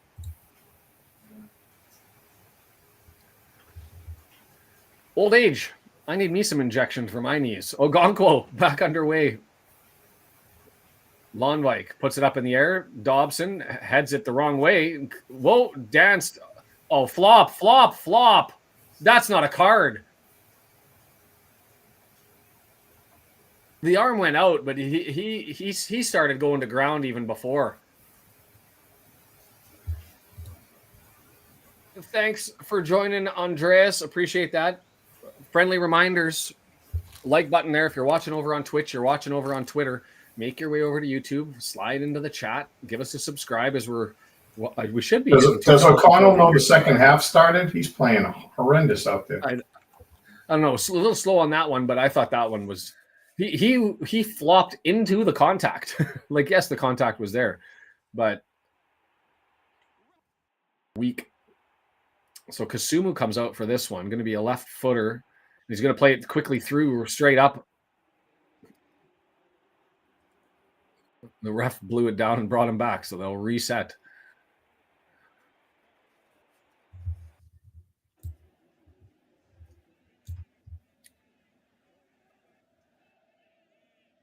Up, Ogonko. Oh, I like that from him. Those are those mid of the box, mid of the 16-yard box, 16-yard box, 18-yard box, 18-yard box, that where you get a little bit nervous, and he went out and played that one and punched it away. Thanks, Horde. We went over 2,400 subscribers today. Awesome. We are over 2,400. Great. Keep it coming. Let's race for 2,500 today. If you're watching over on Twitter and Twitch, come and help us out. Because that one's knocked out, and we're getting a goal kick out of that one.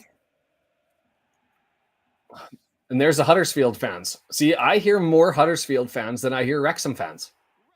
When was the last time we saw that? It is a corner that's going to be coming.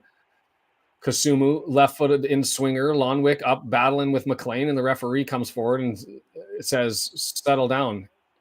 And this time he's talking to Lonwick, which makes sense. McLean innocently bats the eyes.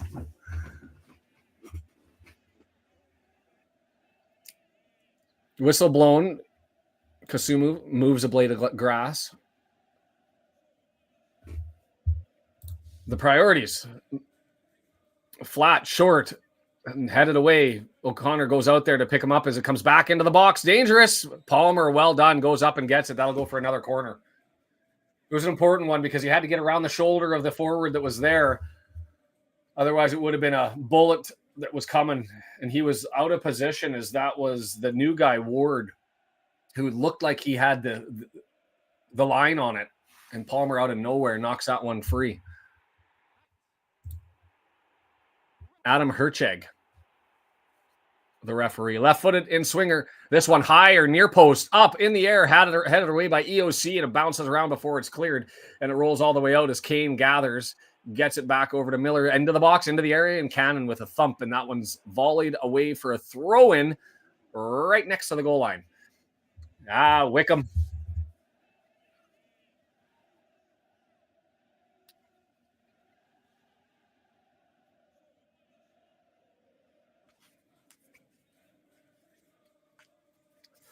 Come on, lads. This is another lazy start to the half, and Huddersfield with consistent pressure. I guess this is what happens when you don't give away the ball, is you see something from them. Flicked on Scar. Bad clearance. Scar's clearance a little bit late. It bounces forward, and Palmer ends up accidentally kind of hits him, and he maintains control. That's a yellow.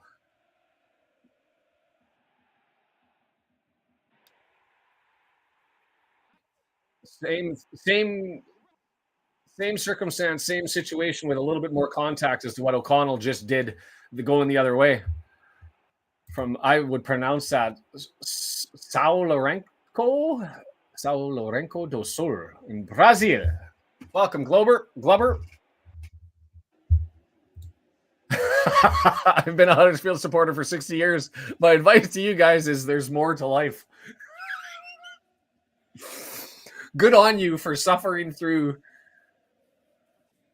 the pain and sorrow. God, it hasn't been all bad for Huddersfield, but they're an interesting team.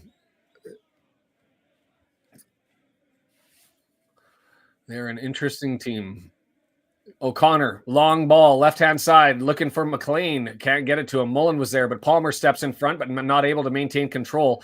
Kasumu gets it, knocks it to Ward. He clears it forward, and they're advancing forward until Lee steps in and grabs it all the way back to Ogonko. Well done. So that's 2 yellow cards for them. Kasumu and Lonwick with them. We've got O'Connell on a yellow. It's with Ogonkwo who gets it over to O'Connor, and we're at 18 yards away from our goal line, slowly walking the ball forward, and the switch is going to be on to EOC. EOC chests it down on the right-hand side, and he's got open space, and away he comes towards the middle where he's more comfortable before he gets the flick on. And that's the second time that he's had a bad switch. The first one was to O'Connor in the last half. This one missed both Lee and... Maybe that's us. We're going to see a center back sub. Do we see Brunt come in on the right-hand side?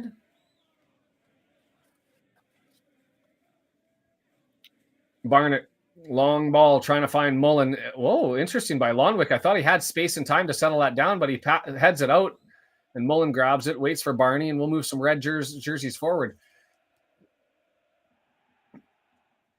One of those ones where you think that he could have had time to do something with it, and instead we're going to throw it back and set it up as Scar to O'Connell. O'Connell, right side.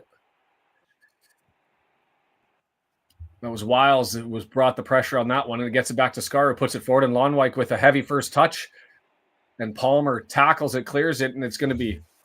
Did he knock it into Lonwijk? Offside on Palmer he gave.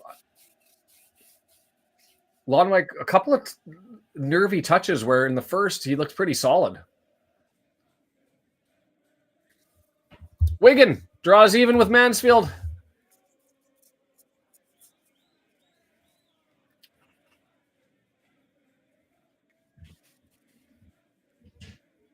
And that one, the battle at the bottom, as Scar boxes out Radulovic, and it's just going to end up going to Ogonko on a goal kick. Because we've gone, we're getting close to the 13-minute mark since the start of the second half, where a whole bunch of uselessness happened. Let's get into a rhythm here. As O'Connell, long searching ball, looking for Mullin, back heels it towards Cannon. Cannon collects. He's got Barney, finds him, space, and out of nowhere comes Lonwick to knock that one away. Cannon to Barney. Barney tried to run forward, gets it cleared. Kasumu with that tackle, and so O'Connell grabs it, and it's going to be a clearance. The three of them have come out collectively. Kasumu, Lonwijk, Miller, all out trying to take away the threat that is Barney. He's going to have to look to McLean. That if I've ever screamed for Reven before, I'll scream for him now.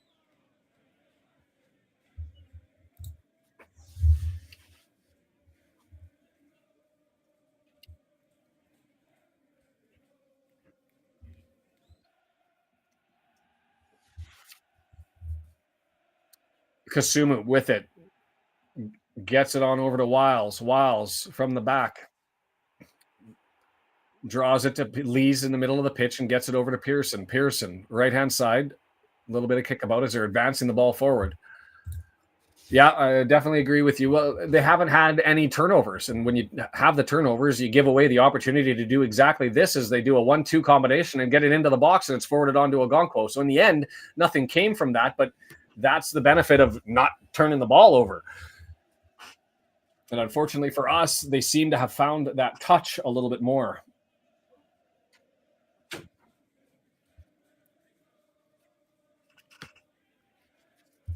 Odds saying Mullin with... Let's get Mo Fall to open his account. Bring him in. No, I assume that's who you meant, John. Unfortunately, I agree with you. They've been a better squad this first half. 9 minutes until we get our first sub.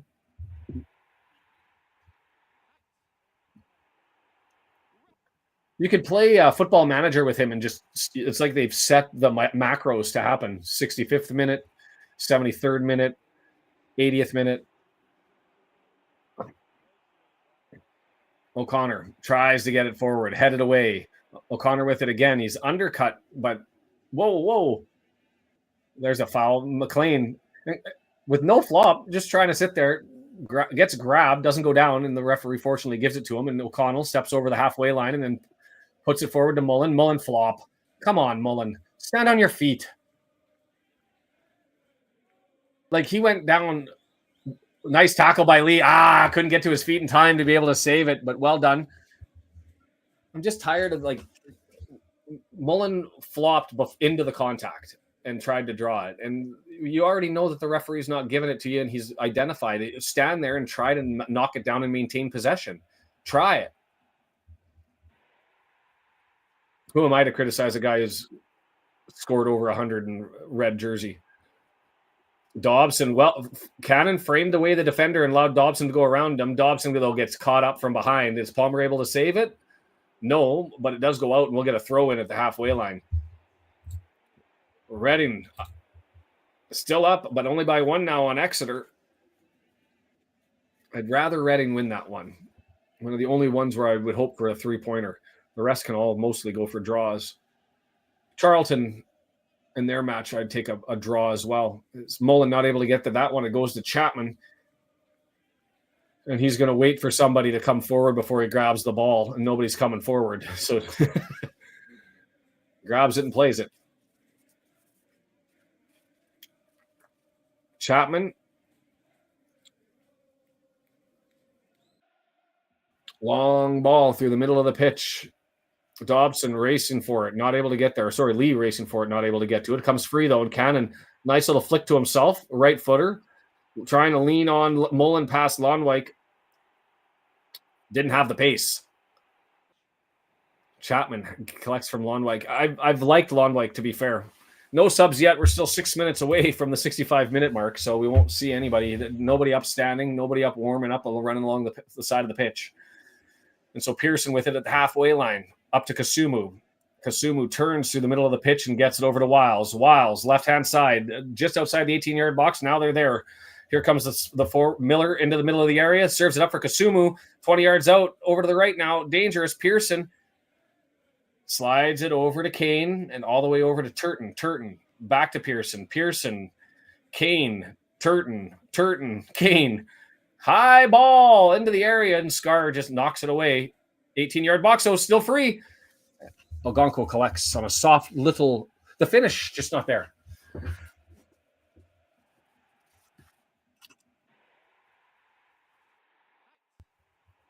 They had a sub. They brought in Danny Ward at the half.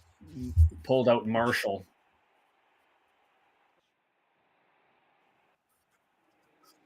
Ogonkwo gets it down. Lonwijk. Man, how many times have I said his damn name? I'm tired of saying his name. Scar with it. All the way back to Ogonkwo, who has a look and just advances it to O'Connor, who's got some space if he wants to take it. Could walk it up to the 35, 40 yards away from goal. And he's looking. Switch over to O'Connell. O'Connell heads it forward, tries to find Palmer. Lonvike there, and we win it. It's over to Lee. Mullin, left by Mullin, goes to Lee, gets it to McLean, 18-yard box. Our time, Magic, services up, far post. Barney not able to get there. Guess who's there? Lonvike. Cannon gets it over to Barney. He's got Miller on him. Dances, left, goes to the right. Where's he going? Drawing, flicks to himself, still dancing back and forth, and then just draws it back to Dobson. Dobson with it. Serves it in. Got Palmer. No, Lonvike up there. Comes back out to Dobson. Dobson looks to try to get it to Cannon. He can't, and Huddersfield steps in front, grabs it, and then gives it up, and Dobson gets it over to O'Connor. O'Connor with it. This is the pressure I like. The 13-minute mark is passed, or is coming, and so Pearson tackled to get the throw in just in front of Mullin. Tried to curl away, hoping it was going to get past him. The Wrexham chant, loud for the first time. And just as they get loud, it's a turnover, and Huddersfield grabs it and thumps it down the pitch to Scar. Scar with it. Header. Lee goes to ground. Nothing there. I think he lost his balance and grabbed Kasumu going the other way. Offside. I don't know who that was, but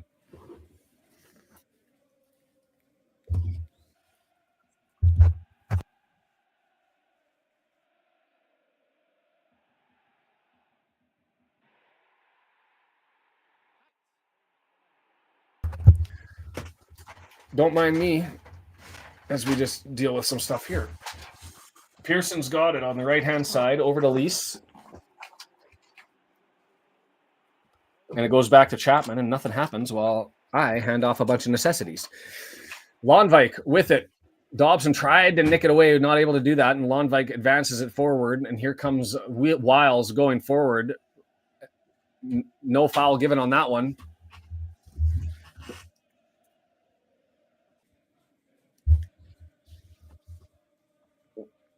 No reason to go to ground. Missed touch there by McLean, and he gives it up. That was a mistake. He just stepped awkwardly on the ball, and it went loose, and then Cannon can't clear, and they get another opportunity. Barney's got to come all the way back, but there's Wiles. Skies slashed.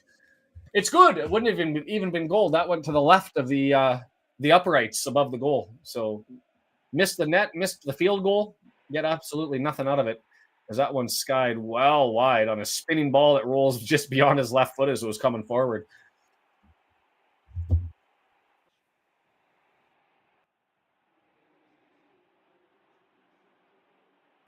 Haven't gone to the poll. The chat has gone quiet. Or I need to reload. Oh, it didn't go quiet. I wasn't reloading for some reason. I'll get back into it.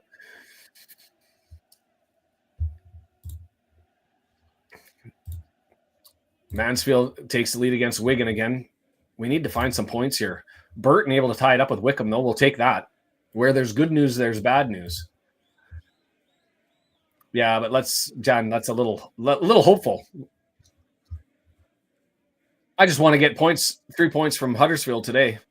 Huddersfield with some control here. Spin, that took out O'Connor. On a stumble and a bumble, but Lee's able to run and grab it and played his advantage, and well done. And we're able to advance it all the way forward. Barney, right-hand side. He's got Miller up there with him. Barney's going to run him to the goal line. Tried to split the difference between Kasumu. Oh, yikes. Flop.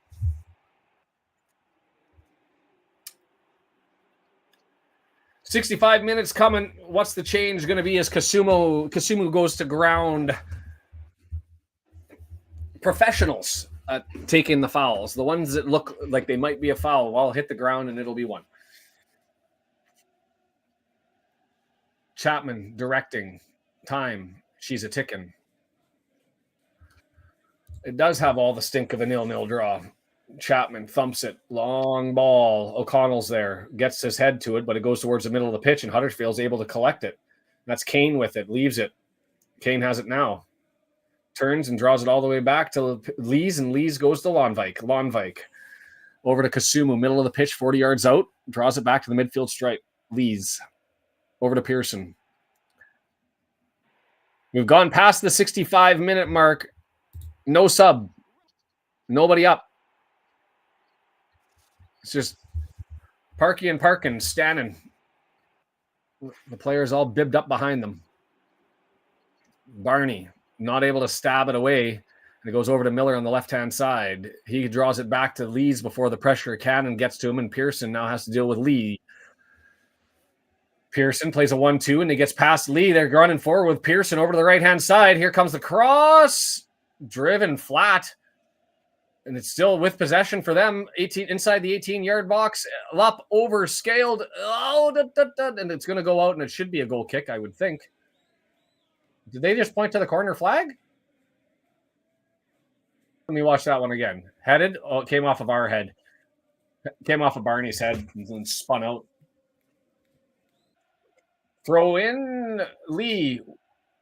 It's up in the air. It's down right in front, 6-yard area, and Ogonko was able to collect it. Ogonko, Mullin all the way downfield. We've got a chance. Mullin with the assist from Okonkwo, score it up here. Beat him. He's got Turson. There's the play. Right side, just wide. Well done by Okonkwo. So what happened there, Okonkwo goes up in the air. Lonvik and a bunch of other players are arguing that it should have been another corner. And in the interim, Okonkwo just grabs it and sees Mullin running down the pitch. And I don't know what Mullin was trying to do there, but he had Turton in front of him and couldn't beat him. And he tried to flick it past, and Turton goes to ground on that one. I think he was trying to right curl it to the far corner, and he got too much of the middle of the boot, and it just goes straight forward and misses by a mile. Yeah, well done by Ogonko to spot that one, and well done by Mullin to see that as an opportunity and give himself as an outlet.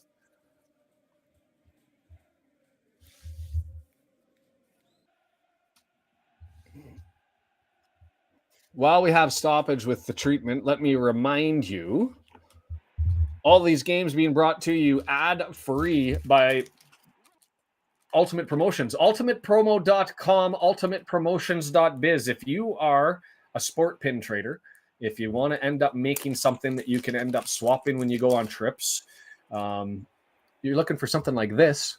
This one being the pressed one. You can get a soft enamel, a hard enamel. You can get the badges made for employment stuff. You can get the medals made if you've got them to give away. Go ahead and do all of that, because I've got a message deleted and I see it. You're from Bulgaria, all in caps, and it got taken away. That makes it country 57. 444. Welcome. You'll have to put yourself not in all caps so that you don't get grabbed.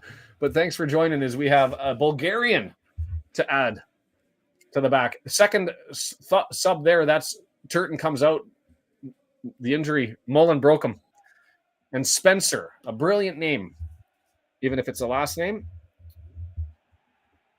joins on to the party. Number 27. In your 27? No, 17. Brody Spencer slides in for Turton, likely on the right-hand side there, running the wing for them. O'Connell heads it forward. Cleared out in the back as Dobson, but no whistle. But we're able to collect it through Barney, and he bangs it off of Miller's leg, and O'Connell's got to come and collect it, and he's going to thump it long. Palmer's there. Palmer misses the header trying to lead it over to Mullin, but then it misses Lees, and offside there. Why is offside given there when you've got Pearson over on the right side? Yes, he was on the wrong side of Lees, but Pearson put him on. The lino on this one needs a swift kick in the cojones. Somebody needs to junk tap somebody. Coming up to the 70th minute and still nobody running the sidelines for us.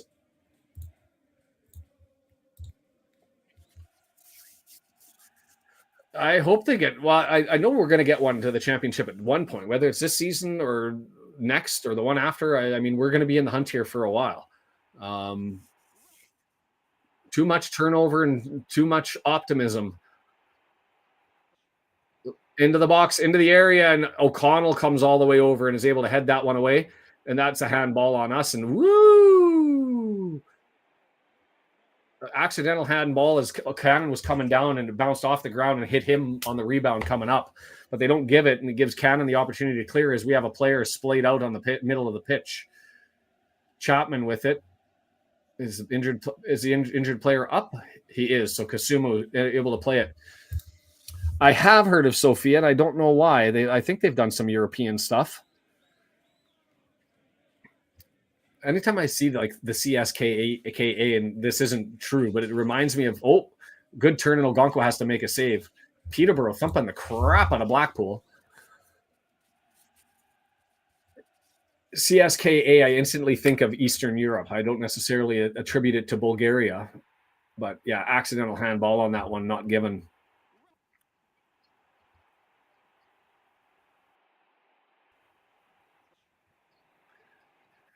Oh, ping pong through the middle of the pitch. And we've got stirring. Orange bibs are moving on the far side of the pitch as Lonvik plays it in front of Palmer, and Palmer shoulder charges Lonvik, but it rolls out, and we're going to get a throw out of it. Well done by Palmer to eke out an extra possession here. Let's do a thing with it. As Palmer shoulder charges Lonvik on the heavy touch, and it just rolls out. Do something. Do a thing. Barney searching to throw it in.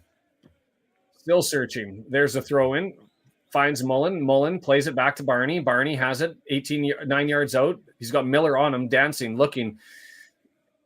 He's being held by his jersey. He gets pulled to ground, and there's the free kick given. Barney looks to take it quickly, and so this is one from a dangerous territory. It's 20 yards out, 21 yards out, almost perpendicular with the 18-yard box. As that was just holding his hand, and then Barney goes to ground, and Miller says, "Well, I think the big difference, he was trying to get up. He was never trying to win that." That's exactly it. He was. If you keep playing on, and he pulled his arm and made him fall forward. That's what it was. Yeah. One man in the wall, Lee standing there, and I'd realign this guy up. From where he was standing, that near post still looks appetizing. A lot of guys off sides. Got to get on sides here. Okay. Is that near post not there? I guess if you're going to in-swing it, you got to go offline a little bit. Far post, it's there, headed on the back. Oh, it hit the back of Scar and came into the area for O'Connor, not able to get it. Huddersfield pushing forward, that was a goal. Yeah. Everyone gave up. If I wonder if that would have gone in if it hadn't hit Scar in the back. Oh, I'd like to see the angle in the front of whether Scar could have got out of the way on that one. No, we couldn't see the corner, and it's punched away by Chapman. Goes out. Dobson collects it. He's got Barney over on the right-hand side. Serve it back in there. There it is. Barney, service, far post. Everybody's up. Scar gets run into and stepped on. Cannon now has it. Knocks it back. Lee up to McLean. Serve it back in there. We got jerseys forward. Here comes my Scar goal right here. Lee puts it in and then hauled down. That was a shout. To be fair, I think that O'Connor grabbed him. Yeah, O'Connor grabbed Radulovic and tried to milk that one into a penalty. Is Rathbone stepping in? Rathbone for Cannon. We thought this was going to happen at the 65th minute, but we'll get it at 74 instead. Yeah, not exactly an offensive upgrade, but we'll see. I think it's, to be fair, if Brendan, I don't know if you were live with that one as far as offensive defensive upgrade not being an offensive upgrade. I actually think it's an offensive downgrade. Rathbone certainly capable and a great box-to-box guy, but doesn't really give you the magic up front that Cannon's at least got that cannon. I just think Rathbone doesn't even look at the goal. That's the thing. He's not even thinking I'm dangerous, you know.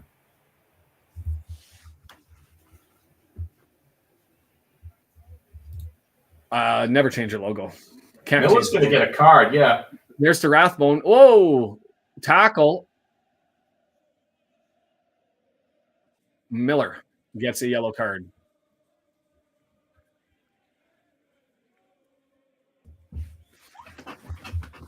That was Rathbone running around the midfield stripe, and then the heavy tackle came in. Rathbone jumps over top to clear it, catches his heels as the beatdown by Peterborough continues.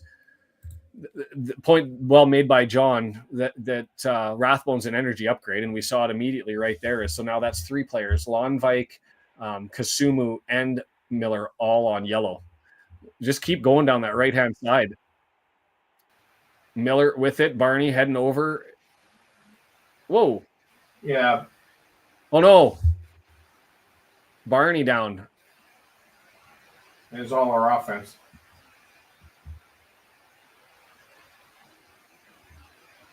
Is he able to get up? Get up. Left hip. He grabbed. Awkward twitch. I didn't see what happened there. He's on his ankle and twisted his hip. Oh, it was twisted the ankle, but he grabbed his hip. It was an awkward one where the weight of Miller into him just kind of twisted him around and it landed funny, but he's up and he seems to be okay. As Lonvik has it. This is where he got his yellow before. He'd be smart to play it. Gets it to Chapman and hammered through the middle of the pitch. Lee able to get there. Rathbone boxes out Kasumu, not able to maintain control, and it comes forward. And here comes Barney being tested here by Miller. He's just going to clear it back to Ogonkwo, who has it and thumps it down long through the pitch. Miller there. What is Mullin supposed to do? Like, free kick going the other way, but Mullin literally stopped and stood.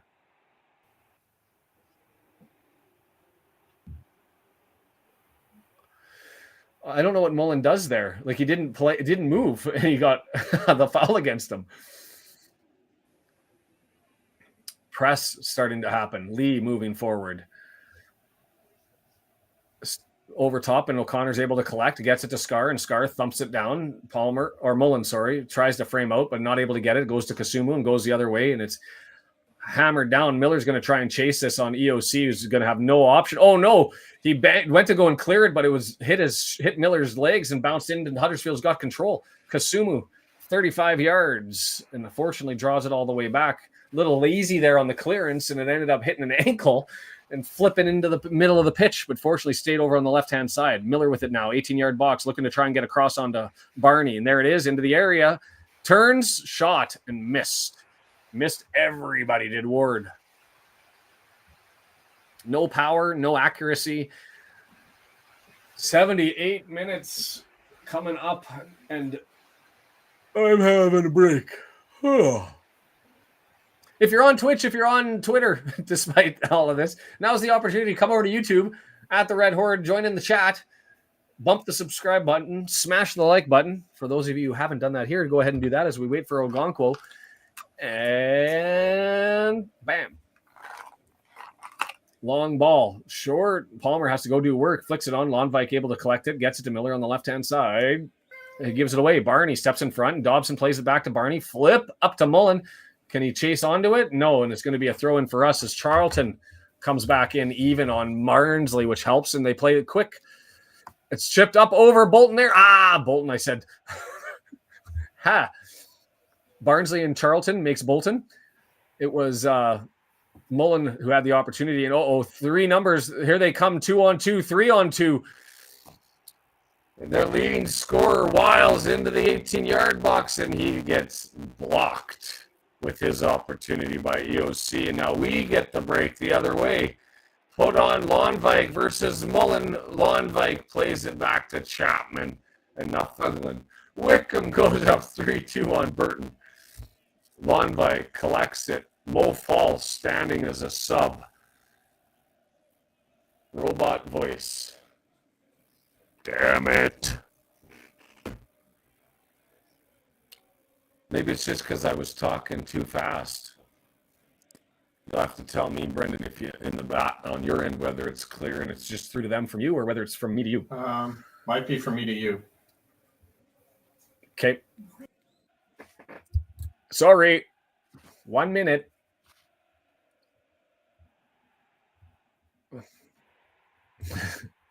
Darling, we'll come back.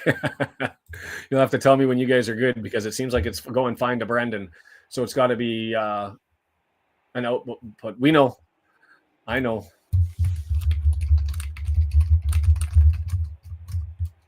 All right. We have to get one of those a game. Maybe it'll be good luck. I'll have to come up with a robot emoji. Write that down. Perfect. We're back. Fall is up. Here comes Huddersfield again. And a little in trouble. Ogonkwo comes out and collects it. And well done. Bold collection in front of, I believe that was Ward, who was coming forward. Grabs it. No, it wasn't. It was Radulovic who grabbed it in front of. And Dobson with the veteran little grab of the shoulder here, just enough to slow him down, lose the ball.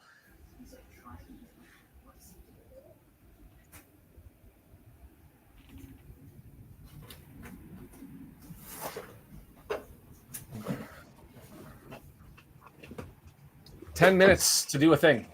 Mo Fall looking to come. I'm a T1000. Score a goal. I don't have an Arnie. I do need that robot emoji. I got to change it up. Thanks, Phil. Looking for Palmer. Lonvik is there. Heads into Rathbone is there. Dangerous and cleared away as it just gets there from Lease in front of Rathbone, who was there.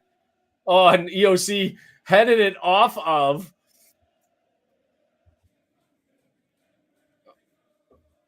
Wiles. But the bounce back hit him on the way out. It was almost a brilliant way of eking out an extra possession. All time. Mo Fall. Let's do a thing, young buck. Let's do a thing, young man. Domo waligato misto robato. Palmer off. Mo Fall on. Come on, young man.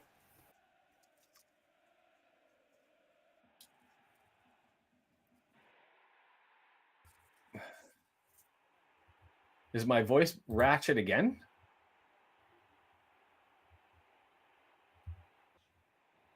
I can close some things down on my end, but if you guys, yeah, we should be good now. Scar had an opportunity to clear it and wasn't able. Domo oragato, Mr. Roboto. 82 minutes. Let's focus here. Get into this one. Find something. The Wrexham days of yore. Guaranteed documentary coverage. Score on this one. They'll feature the game with because we haven't had a late minute squeaky bum goal time, and now would be the time to get it as Radulovic comes out. That's the end of their subs. We've still got one window left.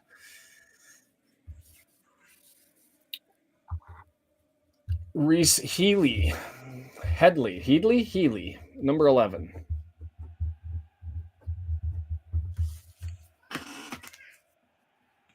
Oh, and another sub. Anthony Evans comes on as well.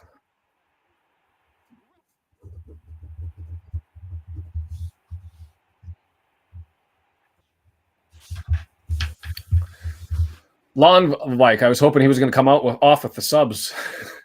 Miller's still on. Wiles is still on. Healy's gone up front, so he's taking the space of Radulovic, and it comes back. Rathbone trying to nick it away from the new man on. Fall tackles it, and it's cleared out.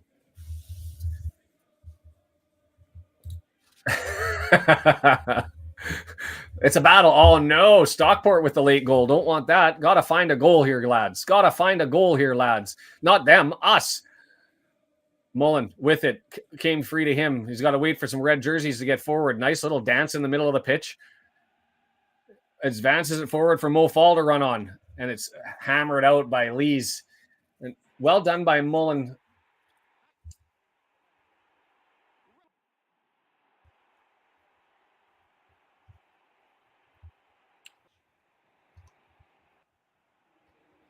No, we can't go to the old system because I was having bitty issues on my end that was different than the robot stuff. We'll fix the robot stuff's easier to fix up.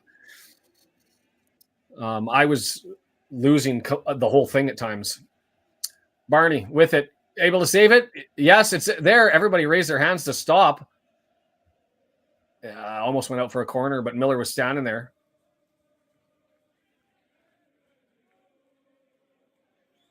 He was out of the cop, and so he didn't get back in time, so it went offside.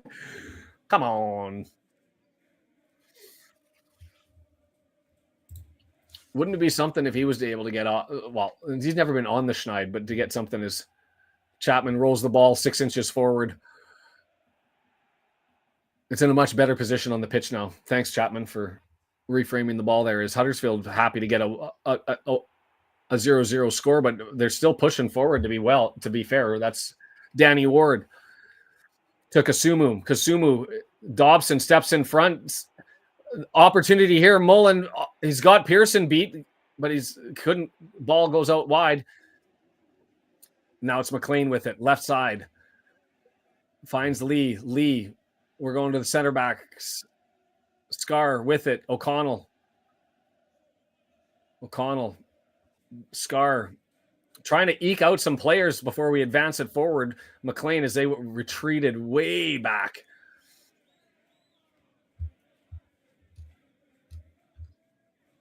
The momentum meter has been all Huddersfield this half. The expected goals, they're up 0.63 to our 0.2. We only had a 0.03 in the second half. Bring in the pace of Revan. Like, if the old dogs aren't getting her done, the young legs, and blast them. Dobson with it, looks for McLean, left side. Make me eat my words, James, and do a thing. Draws it back to Lee, gets it to McLean, flips it forward. Nice give and go into the area. Oh, Kasumu comes by and knocks that one back. Ward moved forward. Healy into a battle. O'Connell, nice tackle. Oh no! All ball right in front. And Rathbone picks up the foul, and I don't get what that's all about. What am I? He got the entirety of the ball. Not a foul. Not a foul. Not a foul. Like 100% ball, clears it up, and then in getting up, it makes contact.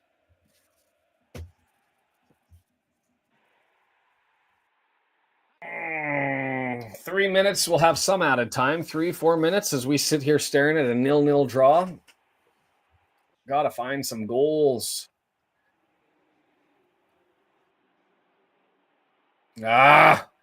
Huddersfield with an attack. Well done by Dobson to be able to come back and end up taking that one, as it was a dangerous one as he curls into and runs into the area. Mullin back to Chapman. Mullin doing the full run, fall, trying to read where it's at, and Chapman just thumps it up over top of everybody, and it goes to O'Connell. O'Connell gets the header. Scar comes and collects it and puts it back up in the sky ball in return for Mo Fall to go and collect. Lonvike, and it off of his ankle. We'll get a throw in here over on the side. Mo Fall chips it up to Rathbone to collect it, who's going to leave it for Barney. No, he's going to take it quickly. Did he throw his shoulder out? He grabbed his shoulder in pain, did Rathbone, as soon as he threw that in. Old bones. You got to remember to stretch the entire body before you come on. 88 minutes. Got to find some magic. Rathbone seems fine. That was just an awkward one when he threw that and instantly grabbed his right shoulder. Scar. EOC. And then EOC gives it away to Lonvike. Like, that was... O'Connell's looked bad. Mo Fall trying to take it, can't. It's all the way back to Chapman as Mo Fall puts the run in, does the effort, and Lees thumps it down the pitch. It's going to be collected by O'Connor over on the right-hand side. Is he going to turn away from goal? Yes, and he got turned and got knocked down into a dangerous area, and it's going to go for a corner. No, it's knocked into the area and thumped, and Ogonkwo has to make a save. Yikes. Flip it the other way, lads. Healy's still on the ground. Everybody run. A minute left. Advance that thing. Lee draws it back. McLean. Dobson, far side, searching for Barney. Barney collects it. Oh, heavy first touch. Miller heads it the other way. Can Barney collect? Oh, no. Draws contact. Put the brakes on. Barney collided in with him, and he that was another professional foul by Miller. And immediately hitting the brakes. He runs in front of him, gets position, and then he slams on the brakes and then takes the flop forward. Yeah. I don't want to kiss my sister. Wrexham.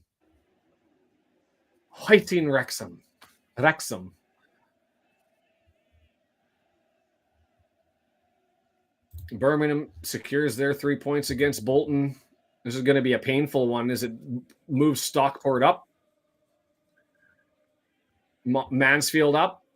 Mo Fall, nice tackle. It's going to go roll out and ricochet for a throw, and McLean shoulders his man off. Well done, KG veteran move. Knew that the ball was going to get moved, so he goes off the pitch and shoulder charges his player away so he can collect the ball. Lee, 3 minutes of added time. I thought 3-4 minutes. Hey, Northampton, thank you. So that just leaves Mansfield as the team that's looking at this happily. And it goes on to the far side. McLean, forward, lads, forward. Shrewsbury draws even in the battle at the bottom. Lee, late goals everywhere. Can we find one? Mullin gets it to Barney. Barney, lots of space, serving it up. Mullin, and headed up and over. And Mullin hits the ground in disgust.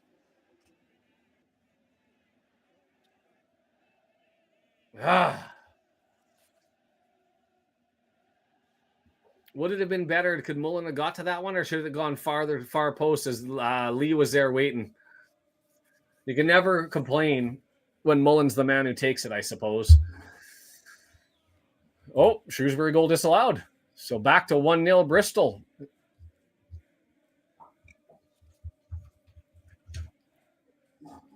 Thumped down by Chapman. We're back underway, headed on, and we collect it. O'Connor tries to find Fall. Fall able to let the ball hit the ground, and Mullin has it, gets it to Fall.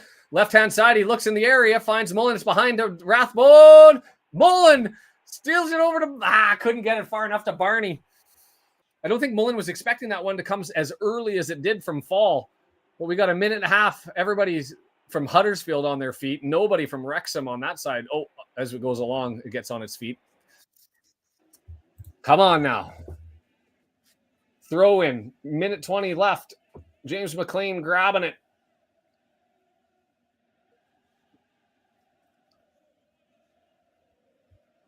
McLean looking, searching, asking for somebody to come to him. Man of the match is Northampton. Yes, indeed. Rathbone with it. Mo Fall. He's looked good. Heads it on. You know what? Give Mo Fall. That's 3 plays he's had in the air as I'm spitting my Nicorette everywhere. Goes out. That's 3 plays that Mo Fall has had where he's been able to make something out of nothing as McLean grabs it, gets it to O'Connor. Here's an entry, and it's blocked. We're going to get a throw right next to the goal line.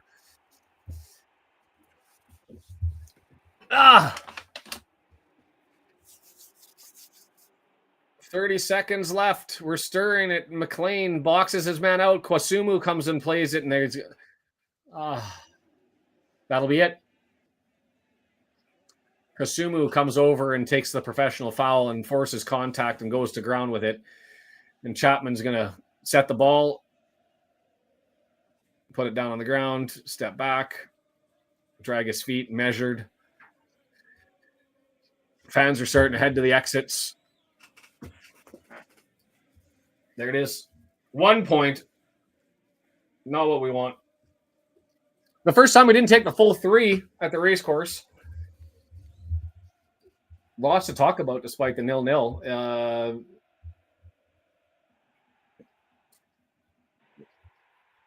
Crud. At least we didn't lose. We just gave up 2 points. We're so used to winning at home that these ones feel like losses and have to take it as such. Huddersfield played that as though they were taking the draw for the win. Just not enough in the second half. Crawley beating Atara to Lincoln. That one helps.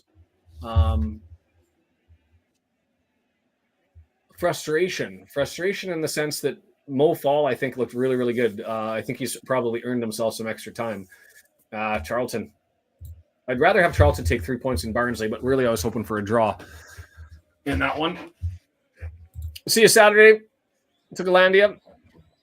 I've only got, 2 more games in this place? Or I guess 2 more Saturdays in this place. As we the boxes clear out and everything's going on. Frustration.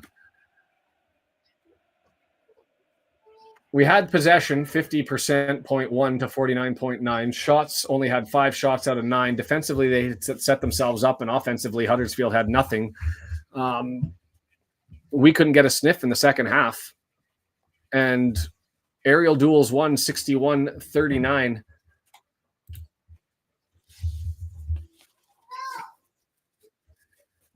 On track, but still not where we want to be. I like cementing possession, but Wrexham wants to keep it interesting, I suppose. But I guess you take on this run, and if you walk away with them with draws, we've got a bit of an easier run later on. You just got to make sure you take those points if you're not going to steal them here. This wouldn't have been a steal. I think we should have done better against Huddersfield. Brendan? Tell us.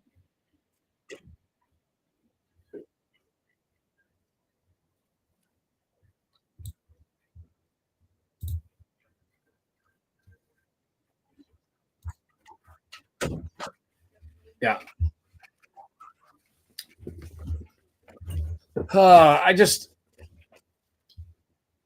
the things that frustrate me when we're ahead, you don't notice them so much, but like the 65th minute sub, and then the when did Mo Fall come in the 80th minute, 83rd minute, 84th minute? If you're looking to be proactive and then get away from the safety and the comfort of the routine and change it up a little bit. And this was a game that looked for management to step in and do a little bit more. And I would have liked to have seen Seb make the pitch, blast some pace. If you have Huddersfield not threatening you defensively, keep your midfield mostly intact, keep your back line mostly intact. I mean, I wouldn't have complained if Brunt came in because EOC didn't have a good game today. And he, to be fair, I've been critical of EOC quite frequently in the past, the distant past. It's been a long time since he's had a bad game, and he definitely had one today. But just change it up, because the game was screaming for something to happen. And if it's not going to be with the guys on the pitch, then force it. Am I wrong in thinking that? Yeah, 81st minute. Thanks, Shannon. Barnsley comes back late to draw that one even. That's helpful on the points. We'll take that. A point is a point. Thanks, gents, as always, and thanks, John, for being here. For everybody, before you leave, if you haven't had the chance, make sure you hit that like button. Subscribe if you didn't get the chance. If you're watching us over on Twitter, come on over. The game's not running, and you can have your opportunity to hit to take this in and hit the subscribe button while you're at it. We went over 2,400. Another shout out to our sponsor who's made all of our stuff ad free. Ultimate Promotions, ultipromo.com, ultimatepromotions.biz. You can always go Google Ultimate Promotions. They do those pins that I was showing you, pressed, soft enamel, hard enamel. They'll do the medals. If you've got kids that are looking for tournaments and you're looking for cool medals, that'll do it. You've got running events, stuff like that, sport training, get into it, because we're just watching the highlights here. You've got the stats up, so let's go through those. And we haven't done a man of the match. I mean, I just assumed Barney because nobody else showed up. Ogonko with the shutout. I can put him in for the bid. Let's do the stats and we'll talk about that. If you have man of the match nominees, throw them into the box. Bye, Denise. Have a good one, Denise. And we didn't get Deandra back from her meeting, did we? An extended one. 50-50 the possession. Expected goals 0.66 for them, 0.44 for us. So that means that we were at what, 0.17 before? So we had more in the second half, but not a lot. Shots 9-5, 3 of them on target for them. They say they had a big chance. I guess it wouldn't have been that header that missed. I wonder which one they called the big chance. Was it the left one by Wiles? It went screaming over the top of the net and he missed entirely. The accurate passes went down in percentage. Theirs went up. Hence they had more control and less giveaways. And we didn't get to our average. So despite having more possession, we had less passes. And I guess that's maybe a credit to them defensively, doing what they needed to do. Our set play XG only at 0.02 when we had more corners than them. That's somewhat concerning. And something to work on going forward. Other than that, not much to take away from that one. Anybody else? Cambridge just achieved a second win in a row. Did they score again? We'll take that. That's great. Oh no, they were up 2-0 over Stevenage. So we'll anytime someone at the bottom is able to steal points, we'll grab it. Yeah, Mike pointed out that this was that run that we were concerned about when it was Lincoln, Rotherham, Huddersfield, Charlton, right? And right. Lincoln got postponed, unfortunately, and we did well at Rotherham, which was a tough win, which gave us a little more grace in this game, allowed us, you would have been happy with a home Huddersfield win and a draw with Rotherham. We won at Rotherham, so it's fine that we drew with Huddersfield at home. If we lost to Charlton away, wouldn't be the worst thing. I mean, they're a very good team, I think. So the only downside of the loss, here is that leaves. Did Mansfield lose today? No, they won. They beat Wigan. Is that leaves Wickham and Mansfield in spitting distance, and can pass us actually with wins. So yes, Huddersfield only getting a point. They actually move up to 5th at 19 points and on the same number of games. Exeter City is now takes over 6th place because they lost to Reading. So thank you to Reading, who now jumps up to 7th. So as far as the bottom of the table goes, or the middle part of the table, sort of just a reassessment and a rejiggling. Peterborough beats the crap out of somebody. They jump up to 12th. Charlton ends up eking out a draw with Barnsley. So they hibernate and get settled into the middle of the table a little bit. But the downside is Wickham, where have they come from? I want to look at what they've got coming up and who their wins have been against, just to kind of get an idea. So they beat Burton today. They thumped Peterborough 3-1 at home. They beat Crawley. That's kind of a gimme. They had a draw against Barnsley. They beat Bristol Rovers. They beat Cambridge. So let's be honest. Oh, and then they beat Northampton, and they had a draw with Blackpool. So they haven't played anybody through that run. Credit to them. They've secured the points. But now they get Leyton Orient to kind of run through the melee of the bottom of the table. And who does that leave left for them? They're going to have a hell of a run for the rest of the break. They've got Stockport, Wigan, then Huddersfield, Lincoln City, Mansfield, Exeter City, Reading. Then they get a break with Shrewsbury before they finish the run off with Bolton, Stevenage, Charlton, and Exeter City. So I guess that's the Exeter City's the start of their second half. So that's quite a blast for them to go through. They struggled against some top squads early. Now they've gone through some of their expected wins. Draw it was, and Mansfield has Birmingham in 2 weeks. And that's the part that hurts is and I don't know who worst part is that they are due for a home loss. I hope not us. I hope we don't have. I like our chances against anybody, including Brum, coming into the race course. I think draws. I mean, losses will really hurt. But I go in assuming I know we're not going to win every game at home, and I know we're not going to go undefeated throughout. But few and far between, I think. Jeannie, thanks for joining us. Appreciate it. We'll see you Saturday. So for the schedule, just to give you the rundown, have you brought the table up? Yep. So gone through it. Birmingham, obviously, with a game in hand and now 4 points clear. The question for us, Wickham and Mansfield, as you can see on 23 points, have a game in hand. And so they'll be making those ones up. There are games in hand that are being made up. I'll go to the League One schedule here in a little bit because I noticed that one. League One matches. And we'll bring that one up in time. Huddersfield, like I said, 5th, Exeter City 6th. Reading moves all the way up from 16 points to 19. And that's the big in the middle from that 19 points all the way down to arguably Blackpool, Bristol Rovers, Bolton. You're going to see that changeover up and down and a reshuffle that happens there. The key for us not to drop points. And you look at what a fascinating season Stockport is having. They've only lost one game all season long, but they're starting to look like Mansfield Town in that they don't win either. 4 wins, 6 draws, 1 loss for them. Their only loss, who was that against? Because it's been a while. 1-1 away to Mansfield. Oh, no, that was a draw. Got to go all the way up to... Where's their loss? Leyton Orient thumped them 4-1. Of all the losses to take, Leyton Orient 4-1 at home. So we'll see what they've got for their schedule, just because I'm curious. Always want to be the top of the promoted teams. Lincoln City on Saturday for them. Then they've got Reading on Tuesday. Then they've FA Cup. We'll see. They'll take on Ben Tozer's FGR. Wickham, Bolton, then they have us, Burton, Birmingham, Exeter City, Stevenage, Peterborough, Huddersfield, and Rotherham to finish off the season. So, not really. They've got a couple of tough games in there and a couple of what you would expect to be softer. To be fair, maybe just the Burton one. I mean, they look at that. Wickham's at the top. Bolton is a solid squad. Us near the top. Burton, the soft one. But then they go Brum, Exeter City, Stevenage, Peterborough. That's still a tough run before you get to Huddersfield and Rotherham. So they're into the weeds a little bit towards the end of the season.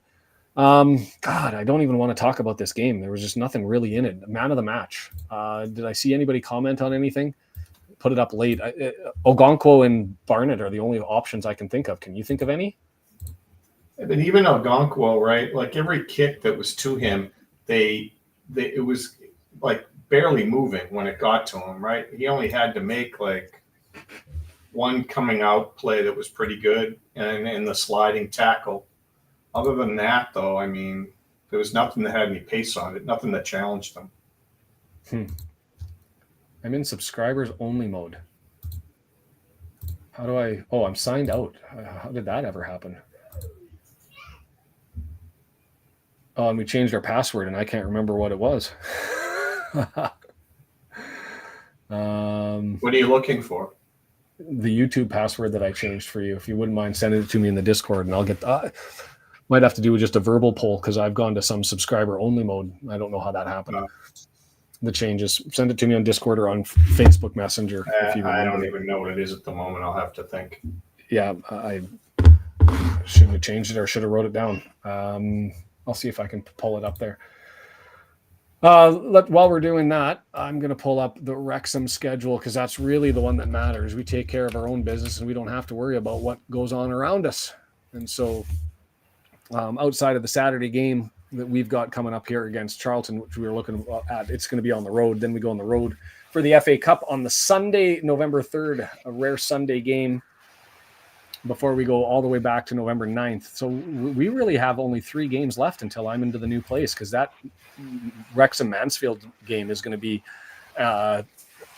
in the new place at early morning, 4:30 in the morning, a day after we move. I'm killing myself. That's going to be a tough one. Brendan, you might have to be prepared for that, for that game because we literally move in on the 8th. And for me to be up at 4:30 in the morning will be a challenge. There's no waking you up on those ones. I want that Mansfield game. I got to do that one. Then we're Tuesday, November 12th. Follow that up. We've got Stockport, Exeter City, Barnsley before we get into what I would consider the softer part of our schedule. Yeah, that December looks nice. The December, you look at it and you're like, if we're second and top, can hold on, tie a knot in the rope through this run of Charlton, Mansfield, Stockport, Exeter City, Barnsley. Then we've got Burton, Cambridge United, Bristol Rovers, Blackpool, Wigan before we change the season over into the second half. So maybe that's the rosy side of things, right? Is we're hopefully going to be in a position to make a run in December. Yeah. And it didn't. I mean, this Charlton, Mansfield, Stockport is still pretty in league. Oh, there's no easy games. I mean, you see Leyton Orient, who's near the bottom, they end up turning over Stockport 4-1 in that game, a team that's the only loss that Stockport has had. So there's no easy games, and certainly you can always lay an egg. But as it sits, I think what we do is have a fight in the chat over Ogonkwo or Barnett, and I'll just kind of tally what everybody's thoughts are. That was painful. If not, I'll default to Northampton. Yeah, when does the window open? First of December? Yeah. And where, I mean, we touched on it before, but we're in agreement. They're going to go pay it good money to get a Mullin, not replacement, but a replacement for Marriott, a foil, a copy, a replacement for Marriott. Yes, I think that's a given that they're going to have to go out and do. And if Marriott can come back, then great. But some people have been saying it's for the season. Some people have been saying it's for 4 months, which is you've still got to have recovery time after you and get back into it, right? So that's a painful loss. So you've got to fill that gap.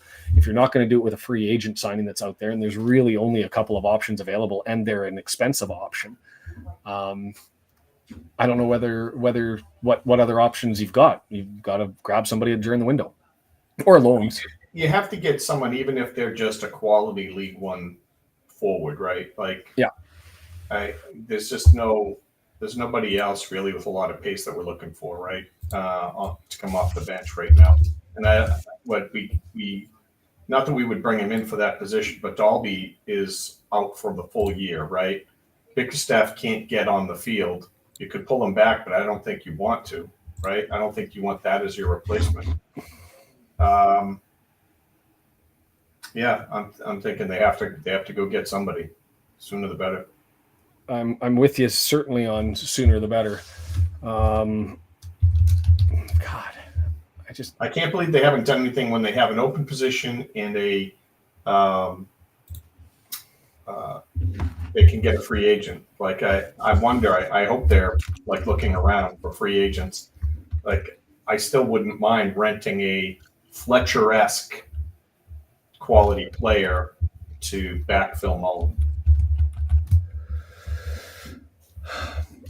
If Mo Fall gets more minutes and he's able to assert himself, do you see that with Fletcher being out for 2 weeks as your backup and Mo Fall as your immediate off the bench, does that fill that gap?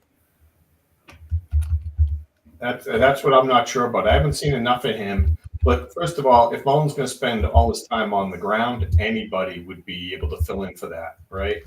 Mm-hmm. Like he's got to get back to making runs and making something happen and not trying to draw fouls. That being said, I don't know. Fall wasn't in much, but he touched the ball plenty of times and looked good while doing it.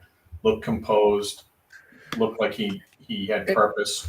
You know, and even away from the ball, what I found that he was good at, which we haven't seen a lot of from Palmer, is he was able to frame guys away from the ball such that it would stay loose and allow somebody else to come and run and fill that gap or take the ball.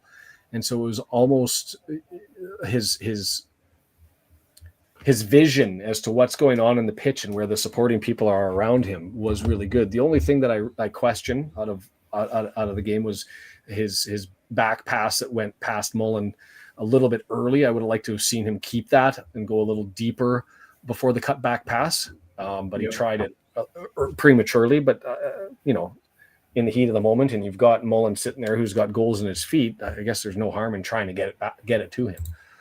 So I thought Palmer did fine as the stand-up guy, hit him today, but he didn't have anyone close to him to drop it off to. Like, I know we love our midfield, but they weren't very threatening today. They haven't been all that threatening, offensively speaking. And we need a little more action up front. Like, I think the way that McLean plays, he plays more of a defensive wing back there. And he's not forward like Barney is, right? So we're very lopsided off to that right side. And, McLean brings a lot, but if we maybe had, like you said, Revan pushing hard up the right as much as Barney is, then, maybe that would spread the defenses out a little bit more, allow the midfield to creep up a little and make us more threatening. It just seemed to me that they knew everything was coming from the right side and everything was they double teamed. How many times did you see them double team Barney? The second thing they move on the first guy, next guy came in and cleaned it out. So yeah. I'm gonna go Barnett, Ogonkwo. I'll throw Scar in there. He had a couple of decent clears. But really, I don't really have anybody else as a nominee for man of the match. So I'll leave that to the mob to decide who they agree with there. It's just, I'm not down. I just want more. and want to me, I think to catch fire and get some of that magic. Yeah. And as much as I love Dobson, watching him try to run with some of those midfielders and if he gets into the center backs to outpace them has been intriguing to try and watch. It's nothing offensive, as brilliant as he can be defensively. So you've got to find something. Cannon's got one this season on a sitter. McLean, still don't think he's hit the net this season. Let me just go and grab his stats. Yeah, he had 2 goals in one game. What do you mean? That was that league games? I thought that was cup. I'll find out in a second whether I need to 2 crosses from Barney.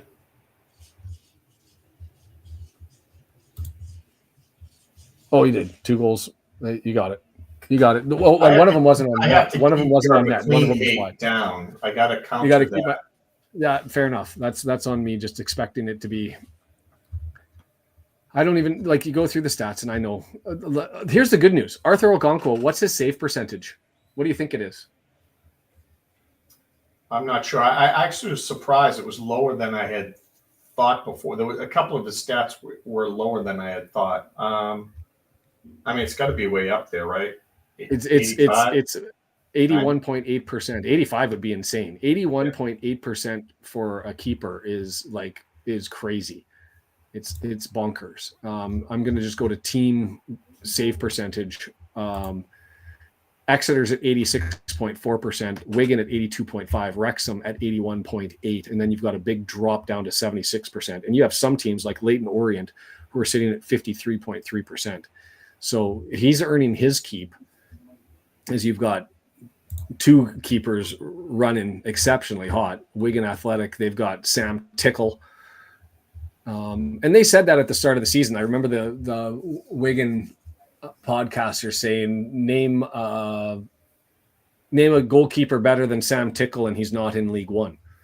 Was the line that they had given, and he's certainly up there, and he's up there with Exeter City, who we haven't seen. We've had chances to look at them, and I've just had no interest in watching Exeter. I think I don't know why. I've just dismissed them as an unexciting, uneventful squad to watch. And they're doing all right with their goalkeeping. Joseph Whitworth, 20 years of age. So that's got to be a loan. There's a name to look into. The joys of trying to get to know everybody. I Google Joseph Whitworth and I get Sir Joseph Whitworth, an English engineer. Crystal Palace would have been hold for him. So he's trying to do what Okonkwo sort of did this year in at least starting out in League One, and seems to be doing his thing. 11 matches. Yeah. Is that what we're waiting for, you think, now? Like, we're waiting for the Premier League teams or the championship teams that are ready to start selling, that have like figured out that they don't have it this year. And I think that we're probably looking for a championship quality guy who's not getting minutes to come down. I don't think it's going to be Prem, because I don't think we want to go with the youth with Mo Fall, and the Prem, the guys that aren't getting the minutes that would be looking to come down, I think are going to be younger than those in the championship. I think we want some experience. So I think that's more the level that we're looking. You'll see. I'm going to have to take this call. All right, we want to wrap it up.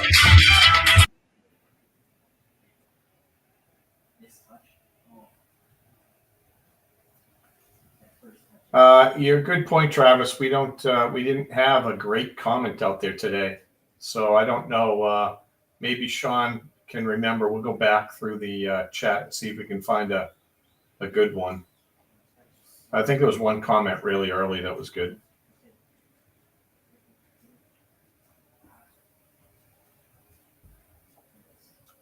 All right, why don't we wrap it up here? And we'll see you guys on Saturday for the Charlton game. And Sean and I both really appreciate everyone showing up. This is quite enjoyable for the two of us to have such a great community to hang out with and talk. So appreciate you guys. And we'll see you guys Saturday.